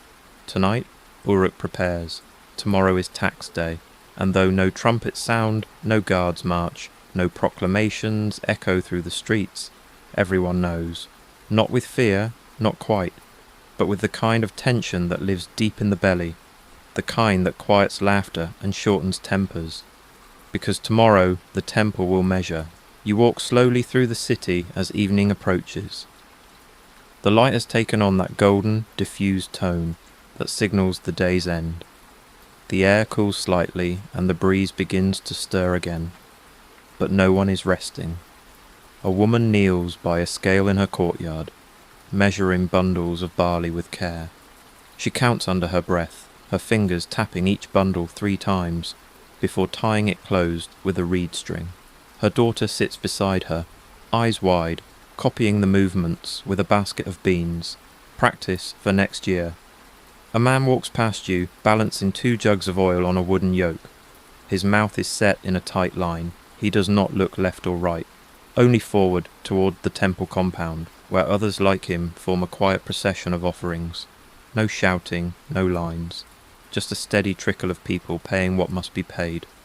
You follow at a distance, past shuttered windows and quiet homes, toward the wide court behind the ziggurat, a place not meant for prayer but for records. Here, the priests and scribes of the temple have laid out long mats and short tables, each one bearing rows of tablets, bowls of clay seals, small pots of ink. A brazier glows faintly nearby, its smoke thin and sweet with cedar resin. People approach, one by one. They present their goods. Baskets of dates, jugs of oil, lengths of wool, copper trinkets, tokens of a livestock. Not coin, for there is no coin. Value is measured in weight, in usefulness, in truth. Each offering is noted, each measure recorded. A scribe dips his reed stylus, scratches a mark, passes the tablet down the line. You watch a man present a jar of honey. The priest lifts the lid, sniffs once, nods. The scribe records. The man bows and steps away. Behind him, a woman offers a woven mat and a small clay idol. Her hands tremble slightly, but no one questions. The mat is examined, folded, stacked. The idol is placed in a basket of others, waiting to be blessed or reused or returned to the earth. No one argues, not here. Those who do not have enough know already, and they wait. Some will promise future payment. Some will offer labour. Some will barter with neighbours through the night to make up the difference. You sit on a low wall and watch the scene unfold in slow, repetitive waves. It is not dramatic. It is not loud. It is a ritual, like planting, like grinding, like sleep. The city pays its dues. The gods do not demand riches, they demand balance. As the sun disappears, the oil lamps are lit. Their flickering flames cast long shadows across the courtyard, stretching the figures of the scribes, the priest, the people into tall, wavering shapes. Children are ushered home. Dogs curl beneath carts. The offerings continue. Nearby, a man kneels and speaks softly to a priest. You hear just a few words, something about a poor harvest, a sick child, a lost ox. The priest listens, nods. A compromise is made. A mark is placed on a tablet. The man bows deeply and leaves with an empty basket. You rise and walk a slow circle through the temple court, past baskets filled with barley, jugs lined in tidy rows, clay tokens sorted into small cloth bags. Each item speaks of effort, of care, of long hours in the heat, of hands reddened by work, of choices made in quiet kitchens. The city does not sleep tonight, not truly. Behind closed doors, ledgers are checked again. Jars are counted. Small objects are weighed in the palm. Children are told to hush. Bread is baked in silence. You pass a window where an old man sits with a tablet on his lap and a stylus in hand. He makes no marks. He simply stares at the surface, lips moving without sound. Perhaps he is remembering what was paid last year. Perhaps he is bargaining with himself. In another house, a girl whispers a prayer to her family's household god, tracing the shape of a barley stalk in flower across the hearth. Her brother folds a scrap of linen around 3 small beads and places it beside their mother's reed basket. The offering is not required, but it is made. You return to your own corner now, to a bench beneath a canopy of woven palm fronds. The breeze has grown cooler. A few stars blink above the rooftops. Somewhere a baby cries. Somewhere a clay tablet is placed carefully into a basket. And for a while there is quiet. Not peace, but something like it. The kind of quiet that comes when everyone is waiting together. Because tomorrow the scribes will sit again. The ledgers will open. The temple will breathe in the offerings of its people, and the city will carry on. But tonight, the weight of giving rests on every shoulder, and you sit beneath it, breathing with the rhythm of a city that knows, always, what is owed. The wind picks up in small, cautious sighs, lifting the edge of the canopy above you and tugging gently at the ends of your robe. The heat of the day has mostly faded now, though it still clings in the walls, in the smooth clay beneath your feet. The city does not speak loudly at night. It does not sleep deeply either. Uruk sleeps with one eye open. The bustle of offerings has quieted. The temple court lies in half darkness now, its jars sealed, its tablets stacked, its scribes resting their ink-stained fingers. A few final offerings are delivered in silence, no words, just bows, just motion. You stand and begin walking again, letting the twilight guide your steps. The streets are emptier now, not deserted, but subdued. Doorways glow faintly from within, lit by oil lamps and fire embers. A woman hums a lullaby as she settles a child onto a woven mat. A dog barks once, then curls again at the foot of a step. The sky above is deeper now, not black, but a rich indigo, streaked with the faintest remnants of gold along the western edge. Stars blink awake one by one. You can't name them, but the people here can. Each one has a story, a gesture, a task. They are woven into the calendars, the planting cycles, the night prayers. You pass a home where someone is writing by lamplight, not for record keeping, but for remembering. A priestess, perhaps, recording a dream, or a father noting the signs his child was born under. The tablet rests on a low table, one hand steadying it, the other making slow, deliberate marks with a reed stylus. The clay is nearly dry. Soon it will hold its message forever. Just ahead, you see movement on a rooftop. A woman arranges bedding beneath the stars, a blanket, a rolled mat, a clay jar of water. She pauses to watch the moon rise above the eastern rooftops, her face silvered by its soft light. Sleeping indoors is too hot for many this time of year. The roofs are cooler, higher, quieter. You turn another corner and find yourself beside one of the smaller canals, its water barely moving, reflecting the night in soft, rippling streaks. A man sits at its edge, legs dangling over the bank, a fishing line coiled loosely in his hand. Not fishing, really, just waiting, listening, thinking. The line is an excuse, the silence is the goal. You sit near him, saying nothing. The city hums in the distance, faint voices, the clatter of a late-returned cart, the shrill call of a night bird in flight.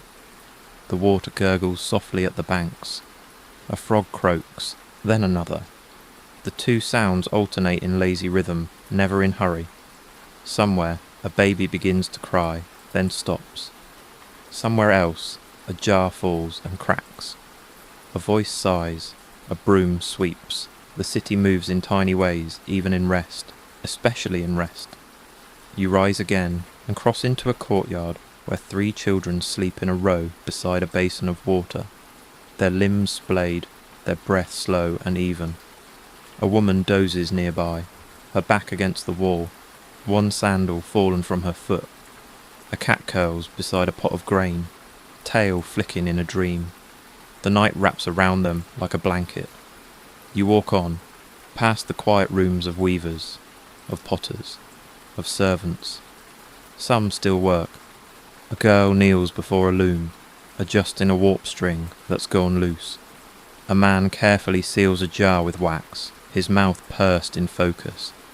Others have already slipped into sleep, their bodies sprawled on mats or layered atop each other in familial tangles.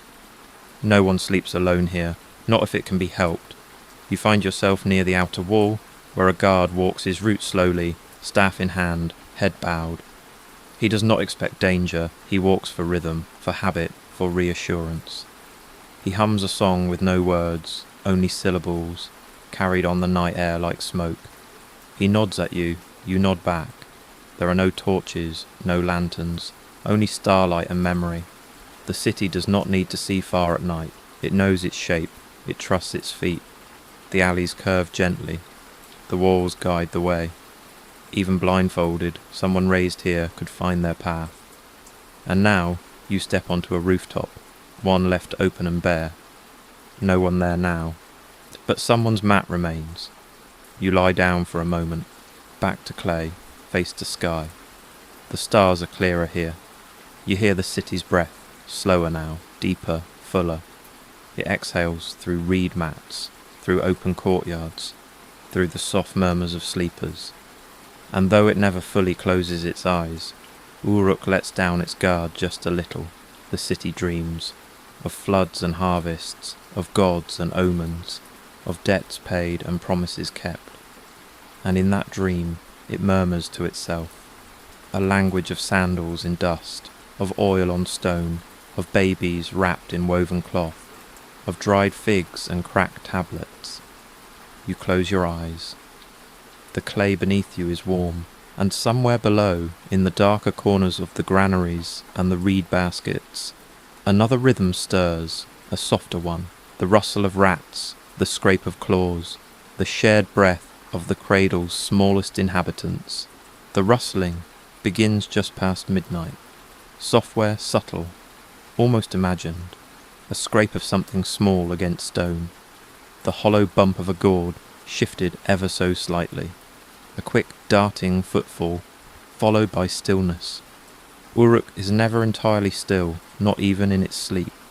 And in the cracks beneath the baskets, along the eaves of rooftops and between the layers of straw that thatch the ceilings, a different kind of city stirs.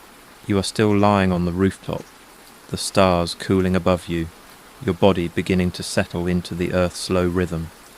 But now you hear it too, the tiny chorus of the city's other inhabitants, the night dwellers, the foragers, the ones who live not in temples or homes, but in gaps and gutters, grain bins and gardens.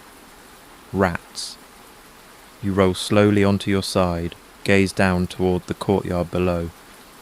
Moonlight paints everything in a silvery glaze. There, beside a half-empty basket of barley, you catch movement, quick, skittering, then gone. A moment later, another. They are not feared, not truly, not hunted with hatred. They are expected, known, dealt with like drought and dust, inconvenience that must be managed, not conquered. The Sumerians shared their homes with many things: frogs in the canals, dogs in the alleyways, cats in the shadows, and rats everywhere in between. You rise and descend carefully from the rooftop, using a notched wooden ladder. The alley below is cool now, cool enough to soothe bare feet. You move quietly, drawn by the soft activity you now understand to be constant, if usually hidden. Behind a low wall near a grain storehouse, you find a patch of earth where dried palm fronds have been laid for insulation. Underneath, the sound of gnawing, a faint rhythmic chew. Beside the wall, a basket has been chewed through at its corner. Not freshly, but not old either. Inside, only a scattering of husks remain. The rats came, they took what they could carry in their mouths and bellies. They left behind hollow shells and the smell of ammonia. Nearby, a cat sits in wait. Not tense, not crouched, just present. Her tail flicks once, then stills. She watches, not with urgency, but with understanding. She knows the rats will come again. You walk farther and pass a workshop where reed mats are made by day. The fibres hang in rows now, drying in the night air. Between two of them, a rat climbs swiftly, almost elegantly, along the beam. It disappears into the rafters without a sound. Rats climb easily in this city. The walls are rough, the ladders low, the doors rarely sealed tight. They know the rooftops. They know the storehouses. They know the warmth of ovens after the coals are dead. And yet, it's not just rats. On another rooftop, a child sleeps beside a reed basket. Inside the basket, movement. A beetle, or large and slow, climbs over a clay bowl. A lizard rests flat against the warm stone wall. Beneath the mat, a line of ants traces the edge of a forgotten fig. In Uruk, the edges between life forms are not hard lines. They blur, they soften, they coexist. You pass another home where a woman sits awake in the doorway, nursing a child. Her eyes are open, but far away. The child suckles in silence. At her feet, a rat emerges from the shadows. The woman doesn't flinch. She taps her foot once, and it scurries away. Some homes hang bundles of bitter herbs over their granaries. Others scatter powdered gypsum or dried onion peel near the thresholds. A few place-carved idols of fierce animals near baskets of grain. Superstition, or hope, or just tradition. You enter a small side alley where the smell shifts, damp, organic, sweetened by rot. A compost pit lies nearby. Broken reeds, food scraps, stale grain, cracked pots. A paradise for pests. Rats live here in numbers too great to count. You do not see them all, but you hear them, soft feet on broken pottery, nails scratching against the inner curves of bowls, whiskers brushing against clay. A snake moves nearby, long, thin, quiet. It disappears before you can follow it. And again, you understand, this is not a war. This is balance, an old one, a forgotten one. One born, not of control, but of knowing your neighbours, even the smallest ones, even the ones with long tails and clever teeth. You return to the street, passing a corner where someone has placed a shallow bowl of milk. For the cats, maybe, or for something else. It is untouched. In the distance, a rooster stirs, not crowing yet, just shifting in its sleep, sensing the night thinning. You lie down again on a mat someone left on a courtyard step. The stone beneath is warm. A small rat scurries across the far wall and vanishes into the shadows. A cat pads silently in the opposite direction, tail low, head steady. And above you the stars remain, still, patient. watching a city that does not chase its vermin, but accepts them as one more rhythm in a long, complicated song. Uruk sleeps, if lightly. It dreams, even as small teeth nibble at the edge of its baskets. And now the moonlight tilts toward the temple again. The ziggurat rises in silhouette, and with it the night breathes in one last time. The moon is rising now, not swiftly, not sharply, but in the same manner the city moves, the same way the river bends, the same way barley grows, slowly, in curves and sighs, a silver disk, round and cool, lifting above the flat rooftops and soft hills beyond the city walls. Its light spreads like a quiet tide, filling the corners of Uruk one stone at a time, and as it climbs, the ziggurat reveals itself anew. By daylight it is a monument, massive, layered, sun-baked and solid.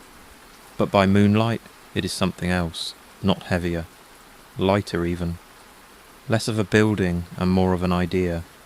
A stairway to something unseen, a shadowed shape that hums with memory.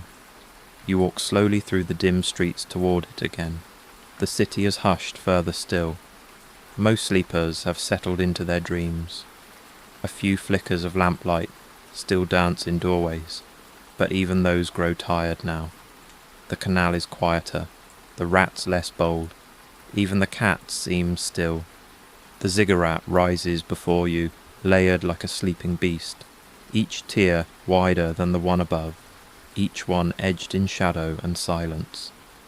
You approach the base and pause. There is no ceremony here, no guards, no gates. The night is open, and the path is clear. You begin to climb. The steps are steep but shallow, built not for haste, but for ritual, for reverence. You move slowly, your breath steady, your hand brushing the warm surface of the bricks. They hold the day's heat, releasing it now in long, slow waves. With each step, the sounds of the city fall farther behind. You reach the first terrace and pause. The moonlight catches the edges of the stones, tracing lines in silver. A basin sits nearby, filled earlier by hand, now shimmering with the reflection of the sky. You kneel beside it and look down, not at yourself, at the stars, the moon, the shape of things beyond reach. A priestess sits at the far edge of the terrace. She says nothing. She's not surprised to see you. Her face is turned upward. Her hands rest on her knees. She hums something ancient and without melody, a sound more breath than voice. You listen, then climb again. The second tier is wider, quieter, a platform meant for watching, for waiting. From here, the city unfolds like a clay mosaic. Rooftops, courtyards, gardens, walls. The lamps glow like fireflies. The wind is cool and dry. You see the temple garden below, the reflection of water in its basins, the soft rise of the priestly quarters beyond. You breathe deeply, and you climb again. The steps narrow near the top. The wind is stronger here, freer. You reach the highest terrace and stand alone. The ziggurat's summit is not crowned with gold or idols, just smooth stone and space, enough for one or two people to sit and face the sky. You settle there, knees drawn to your chest, arms resting loose across them. The moon is above you now, directly above. Its light flattens shadows, sharpens edges, softens breath. You feel it on your face, cool and steady. From here, the sounds of the city are faint echoes.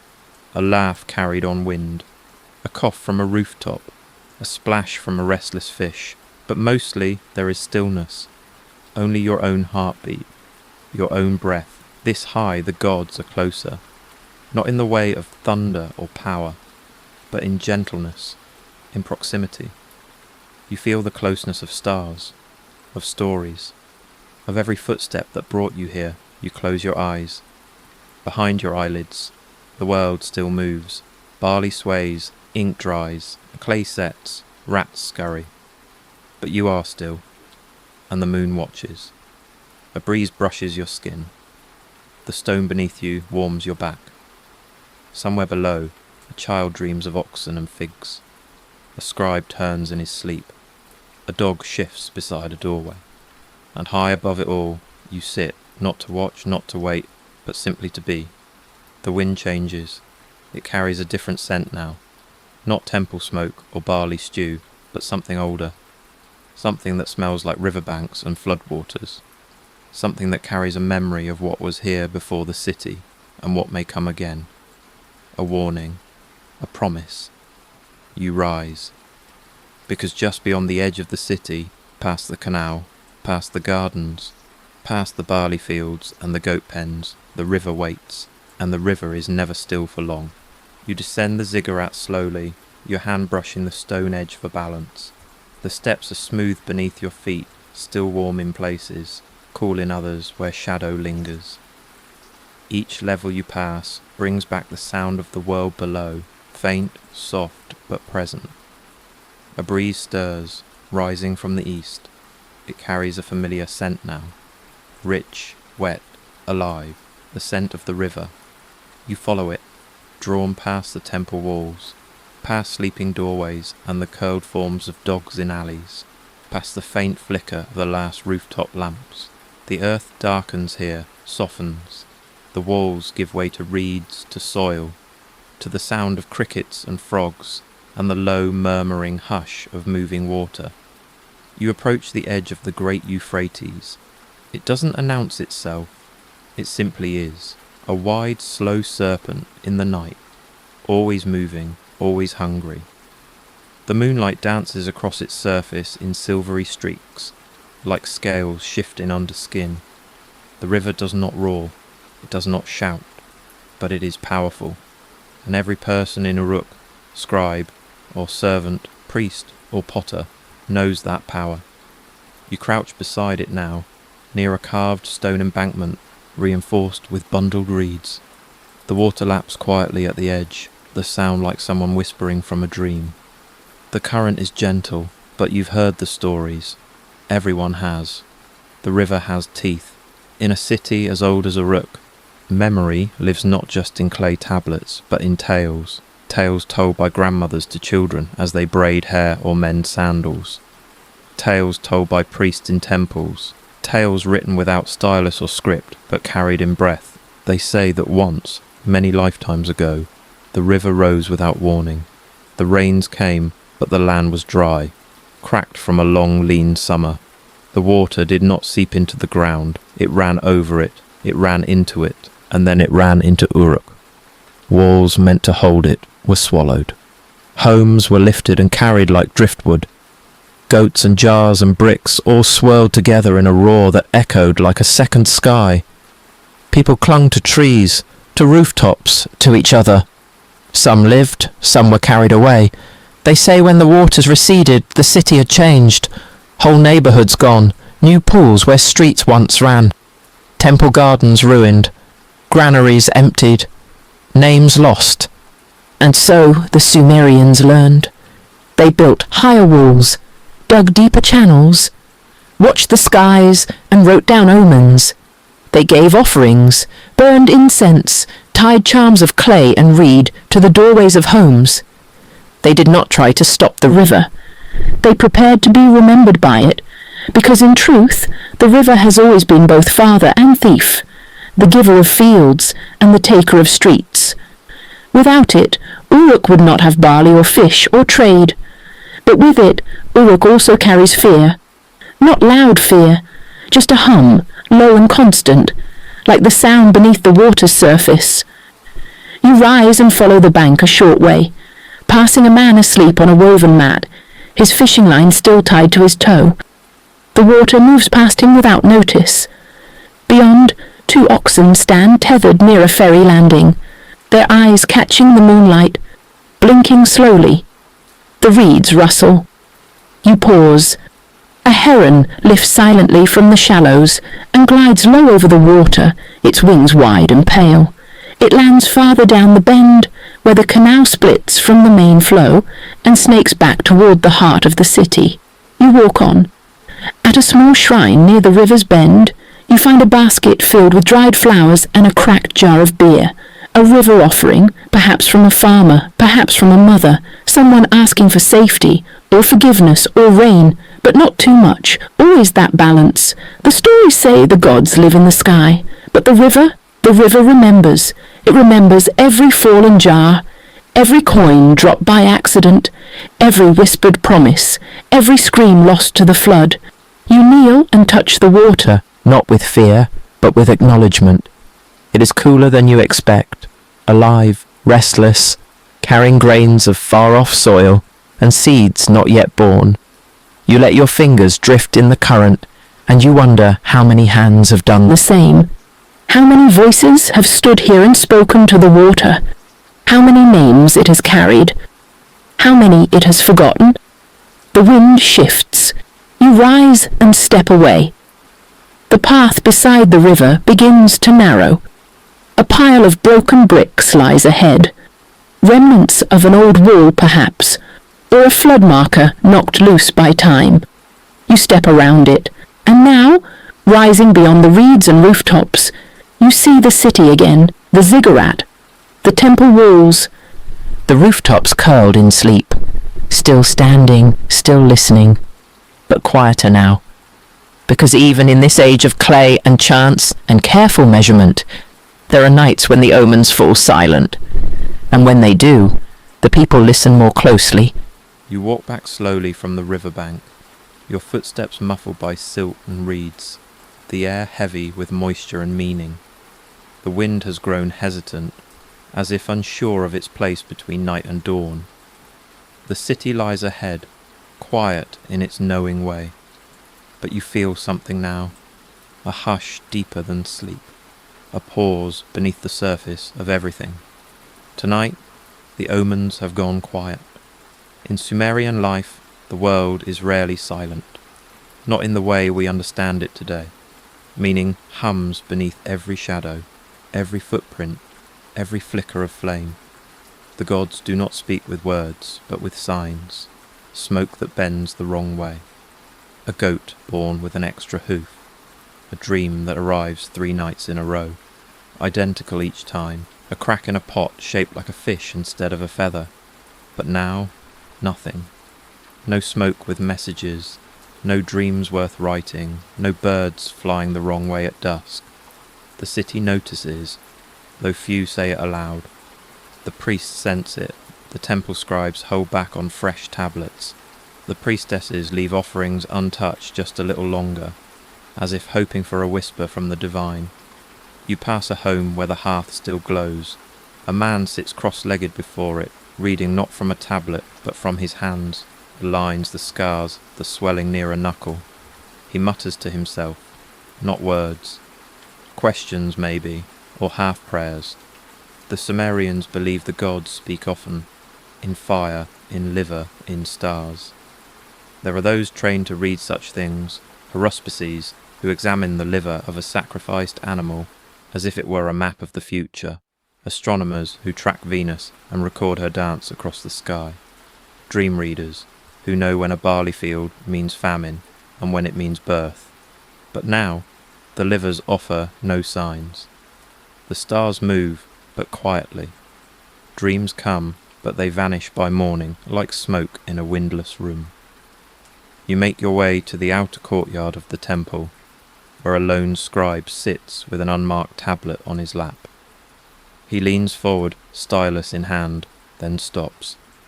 He exhales, scratches nothing, and places the tablet gently beside him, still blank. Even the scribes need something to echo. You sit nearby, letting the stone warm your skin again. The silence is not frightening, but it is different. It presses in like thick air before a storm. Nearby, 2 priestesses kneel before a small fire. One recites a hymn, the other listens, but both sound less certain than before. The rhythm is there, the melody is steady, but the voice of the gods is absent. The hymn feels empty. This is not punishment, not absence. It is retreat. In Sumer, the gods do not explain themselves. They do not owe their people signs. They offer them as they choose, when the barley needs to be planted, when the walls need to be mended, when a flood approaches. And sometimes, They stop, perhaps to listen, perhaps to rest. You stand and walk again. In the marketplace, a potter kneels beside a kiln that no longer smokes. He touches the side of a half-fired bowl and frowns. The bowl has cracked, not dramatically, not shattered, but enough, a flaw. Normally, he would read the crack, ask what it meant. This week, he simply sets the bowl aside and begins kneading fresh clay. The people adjust. They always have. A child plucks at the strings of a lyre without pattern. A woman watches smoke curl from a cooking pot, but draws no meaning from the shape. A merchant waits for the right hour to sell his dates, but the hour doesn't come. So he waits longer. You pass a small shrine, tucked into a wall beside a bakery. A clay figure of Inanna, goddess of love and war, stands there, her eyes wide, her wings outstretched. Someone has placed a garland of withered flowers at her feet. The petals have dried and curled. No one replaces them. Even the gods, it seems, have turned their faces for a while. Still, the city carries on. The children still rise in the morning. The scribes still sharpen their styluses. The oxen still pull carts down the same rutted paths. There is trust, deep and wide, trust that the signs will return. That silence is not the same as absence. And perhaps in silence there is something to be learned. You pause in a narrow alley where the light barely reaches. The walls rise high and close. You feel the breath of the city here, warm, patient, eternal. In the darkness, something stirs. A rat? A breeze? A dream? You cannot tell. You sit. You listen. And for a moment, you understand what the Sumerians know, that a god who does not speak is not a god who does not see. That silence is a message too. You lean back, letting the wall support your shoulders. A leaf drifts down. Somewhere nearby, a dog whines in its sleep. A jar creaks on a shelf. A door closes softly. And somewhere, deep beneath the earth, time breathes, not fast, not loud, just slow enough to notice. Morning has not yet arrived, but time passes all the same. The silence of the gods lingers in the air, soft as flower, heavy as dusk. You remain seated in the alley's shade, but something has shifted, not in sound or scent, but in sensation. A gentle pressure in the bones, a settling. It is the presence of time.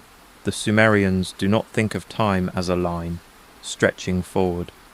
Time for them is circular, layered, alive. It pulses through their calendars like the tide. It's marked in the repetition of seasons, the reappearance of omens, the return of stars. And yet, it also erodes. You rise again, feet silent on the packed earth, and walk toward one of the older parts of the city. The walls here are cracked, worn with generations of weather and breath and waiting. Some bricks have crumbled at the corners. Others are darker than the rest, stained by fire or mould, or the simple touch of thousands of hands. The past clings thickly in these streets. You find a corner where the base of a house once stood. Its walls are gone now, eroded, scavenged, folded into other buildings long ago. Only the outline remains, a square foundation, low and fading, outlined with chips of brick and soft trails of ash. A pottery shard catches the corner of your eye. Pale, curved, feather-light with age. You kneel beside it. The piece fits in your palm, smooth along the inside, its outer surface marked with faded lines, decoration, or perhaps notation. It was once part of something more. A bowl maybe, or a lamp, or a jar filled with sesame oil for morning. It is impossible to say. The shard itself says nothing, but it holds everything. You imagine the hands that made it, calloused, careful, dusted with grit. The hands that fired it, glazed it, carried it. The hands that broke it, the moment it fell, the sound it made when it cracked. the breath that followed. So much of Uruk is built upon what was broken, layer upon layer of city, one generation rising above another, using the bones of the past as the floor for the future. Below the brick paths you now walk lie older streets, older homes, older dreams. A jar broken 2 centuries ago becomes the filler in a new wall. A collapsed temple garden becomes the foundation for a granary. Clay is never wasted, neither is memory. You pass a workshop now, still and empty for the night, where shelves of half-fired bowls sit in rows, waiting for morning. The smell of wet earth lingers. In the corner, a bucket of shards, pieces too damaged to save, too jagged to repurpose, wait to be crushed and mixed back into new clay. This is not loss, it is renewal. The Sumerians do not mourn the bowl, they remember it, they carry it forward. You continue walking and pass the city's old boundary wall, not the one that now defends its outermost homes, but one long abandoned, now embraced by reeds and vines. This wall once kept enemies out, now it keeps stories in. Its bricks have shifted, some lost to time, others holding firm despite the centuries. A fig tree grows near its base, a goat bleats nearby. Time moves slowly here, but it moves. Even gods, you realize, wear down. Even temples sink, even ziggurats crumble, brick by brick, until what once touched the sky becomes a hill where children play, never knowing what lies beneath. And yet, that's not the end. Nothing is ever quite lost in Uruk. The city breathes through its broken pieces. You walk past a pile of clay tablets, discarded near the scribe quarter. They are too cracked to be read, warped by heat or rain. But someone placed them carefully, not thrown, but arranged. A final resting place, perhaps. A cemetery of words. You bend and trace a line with your finger. The symbol is faded, but it might have meant rain, or to bring, or to remember. The difference is in the curve, in the pause between strokes. You sit beside the tablets for a while, and you let the weight of the city's memory settle on your shoulders, not heavy, but whole. You realize you are not walking through a living city. You are walking through its many afterlives. Every shard, every wall, every silence, they are pieces of something larger, something patient, something still becoming. And now, just ahead, a rooster crows. Not loudly, not urgently, but enough. Enough to remind you that the past never truly ends here. It simply rests, waiting to be noticed again. The rooster's call does not rouse the city, not yet. It lingers like mist at the edge of dreams, heard but not heeded. You sit still beside the broken tablets, letting your thoughts move as slowly as the light beginning to rise in the east. The sky softens at the edges, taking on the faintest hue of clay pink and pale gold. This is a time without urgency. No one stirs yet in the scribes' quarter. No water sloshes from buckets, no millstones groan. The ziggurat remains in silhouette, the temple shadows still stretch long. You remain where you are, among the remnants of lives already lived, and you begin to wonder, how did the Sumerians sleep? Not just where, but how? You think again of the rooftops, the mats, the woven blankets softened by years of use, the low hum of insects, the rustle of cats, the warm press of bodies close together under the stars. Sleep was not private, not silent. It was a rhythm shared with others, neighbours on nearby rooftops, children curled between parents, even the occasional rat padding by on silent paws. You rise and walk slowly through a narrower street where the houses seem to lean inward. You pass a window where a thin curtain of woven reed still sways, catching the early breeze. Inside, a woman lies curled beside her daughter, both breathing slowly in the deep rhythm of the final hours before dawn. A small clay oil lamp flickers on a low shelf, not for light now, but perhaps to keep the darkness from settling too deep. The dream world for a Sumerian was not mere imagination. It was an extension of life, a place where God spoke, where ancestors appeared, where hidden meanings might drift upward from the sleeping mind like smoke from a censer. Dreams were not dismissed, They were catalogued, studied, interpreted. A potter might dream of cracked jars and awaken to avoid firing clay that day. A priestess might dream of birds flying backward and prepare an offering. A farmer dreaming of sweet rain might rise and sow seeds early. But not all dreams were prophecies. Many were simply dreams, quiet, unnamed, gone by morning. Still, the city made room for them, made space for people to wander even in their sleep. You pass a courtyard where 3 boys are asleep, limbs sprawled like vines, sandals discarded nearby. One of them murmurs something in his saret, perhaps the name of a goat or a sibling or a god. You do not catch it. It is gone before the breeze carries it away. A temple acolyte sleeps on the roof above.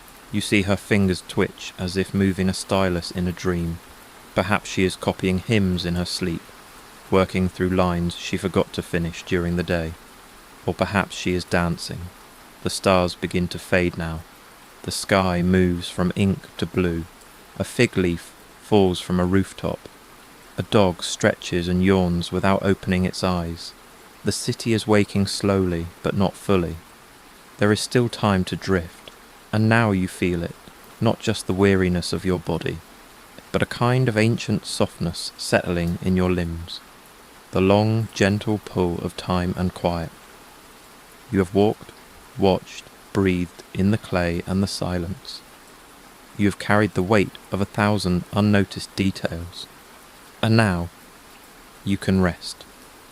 You pass once more through the market, where the scent of dry fruit and worn wood lingers. A bird lands on the edge of an empty basket. You step into a narrow alcove and settle there, back against the brick wall, still warm from yesterday's sun. You close your eyes. You do not sleep right away. Instead, you listen to the layers of quiet, the fading hush of the river, the slow breath of oxen in their pens, the crackle of a lamp extinguishing itself. The city is still full of life, but it is gentle now, cradling, and you dream. You dream of barley fields beyond the city shimmering in heat, of a boy with dust on his hands, drawing symbols into wet clay, of a woman braiding her daughter's hair by lamplight, of a scribe pausing mid-line to gaze at the moon. You dream of water carriers, temple guards, and cats sleeping in windows. You dream of gods who do not speak but watch. And somewhere in the depths of that dream, you walk once more past the ziggurat, not in flesh, but in memory. The steps are long, the moon is high, and you are climbing not toward heaven, but into history itself. The city will wake soon, but not yet. For now, the ancient world is still dreaming, and so are you. The sun waits just below the horizon, as if pausing politely before its entrance. The city lies in a fragile hush, not quite night, not yet day. A breath held, a balance struck. In this moment the river stirs again. You are not dreaming now, but neither are you fully awake. You rise from the alcove slowly, feeling the imprint of the bricks along your back, the quiet ache of stillness in your joints. The street before you is empty, save for the soft trail of wind and the distant creak of rope against wood, a ferryman preparing his raft. You walk back toward the water. The canal still glimmers faintly, catching the last traces of starlight. Beyond it, the Euphrates stretches like a sleeping beast, wide, calm, but vast. You feel its presence before you hear it, the rhythm of it, the weight. The river has shaped this city more than any god. Long before ziggurats or scribes, before the temple chants and the barley rituals, there was the river. It carved the land, it fed the first fields, it brought the first traders with their lapis and wool. It left behind silt rich enough to grow dreams. And it has taken much too. You walk along the embankment toward a section where the stones shift underfoot, uneven, time-worn, some cracked, clean through. A fisherwoman once told you this place was where the city lost its breath once, where the river breached the walls. You see no trace of that disaster now, just smooth water, slow ripples, reeds. But the stories remember. They say the water came in the night, silent at first, a soft gurgle, like a child pouring from a jar. then more, until the streets ran like canals, and the goats floated, confused but calm, through alleyways. People climbed to rooftops, held on to beams. Some recited prayers, some simply waited. When the water withdrew, it left behind not just mud, but memory. A garden washed away, a baker's kiln cracked beyond repair, a tablet smeared beyond reading, a child never found, and yet the city remained.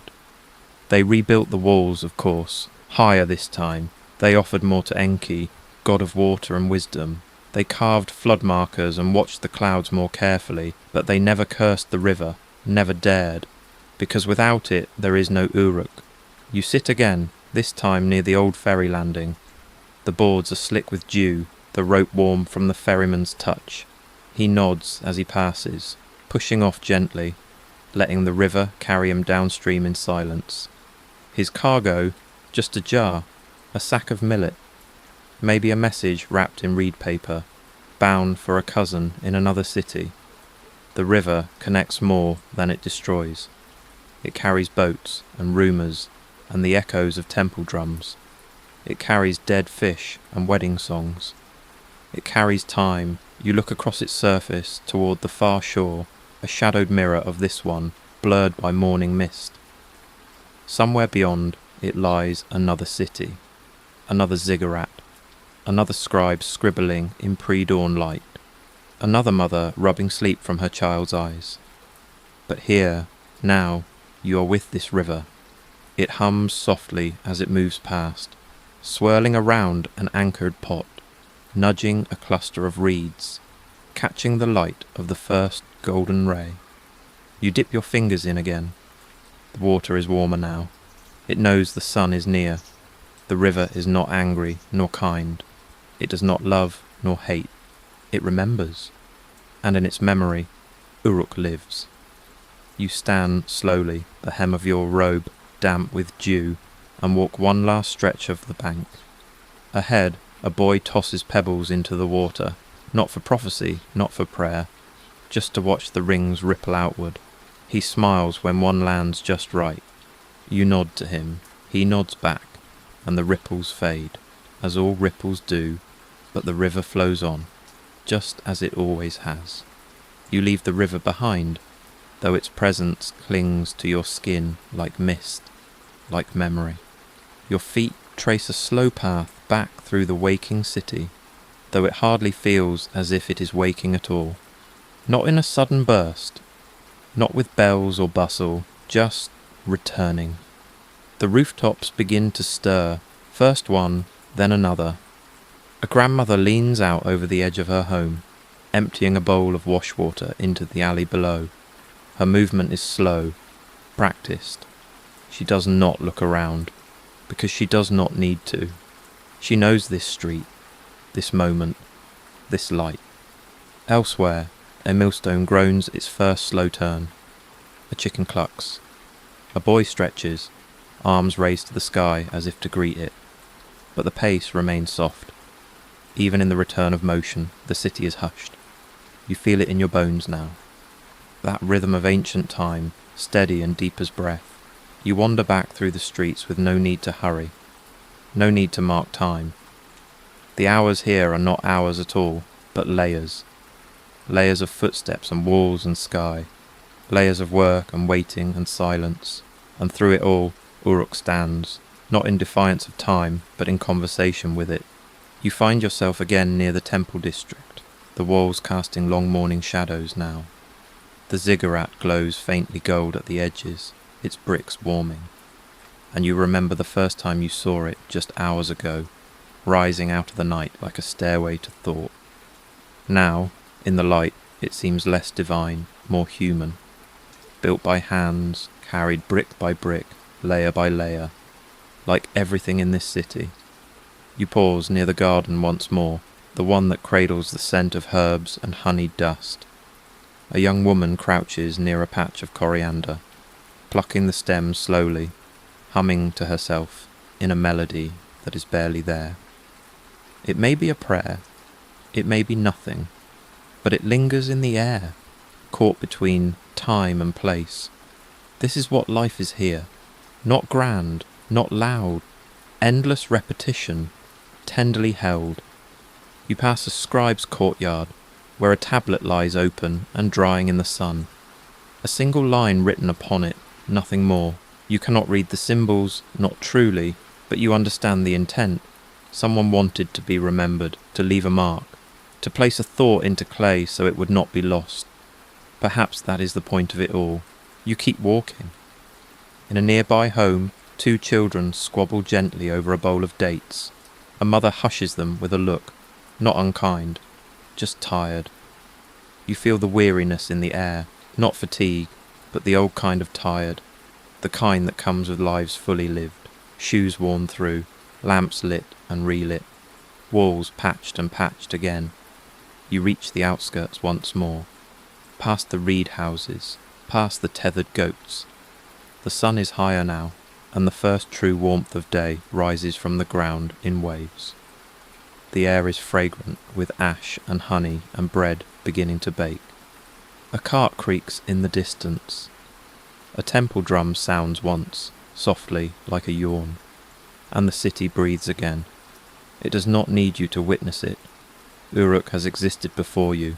It will exist in memory long after, in shards and tablets and the shape of walls hidden beneath modern soil, in the twist of riverbeds, in the names carried across time by accident and ash. You stand now at the edge of the fields, and where barley sways low, not yet ripe, but alive. A farmer bends in the distance, hoe in hand. A child follows behind him, dropping seeds without rhythm. The earth splits gently, then closes again. And somewhere inside you, in the deepest part, where breath becomes thought, you feel it. This place never left. It was only sleeping. You close your eyes. Let the heat wrap around your shoulders like cloth. Let the wind pass over your skin. Let the weight of 5,000 years settle into silence. There are no more ziggurats to climb, no more names to learn. Just the rhythm of footsteps, the call of distant birds, the whisper of water in canals, the breath of a city that dreamed, that lived, that endures. Even now, in the quiet between thoughts, you are still, and so is the world.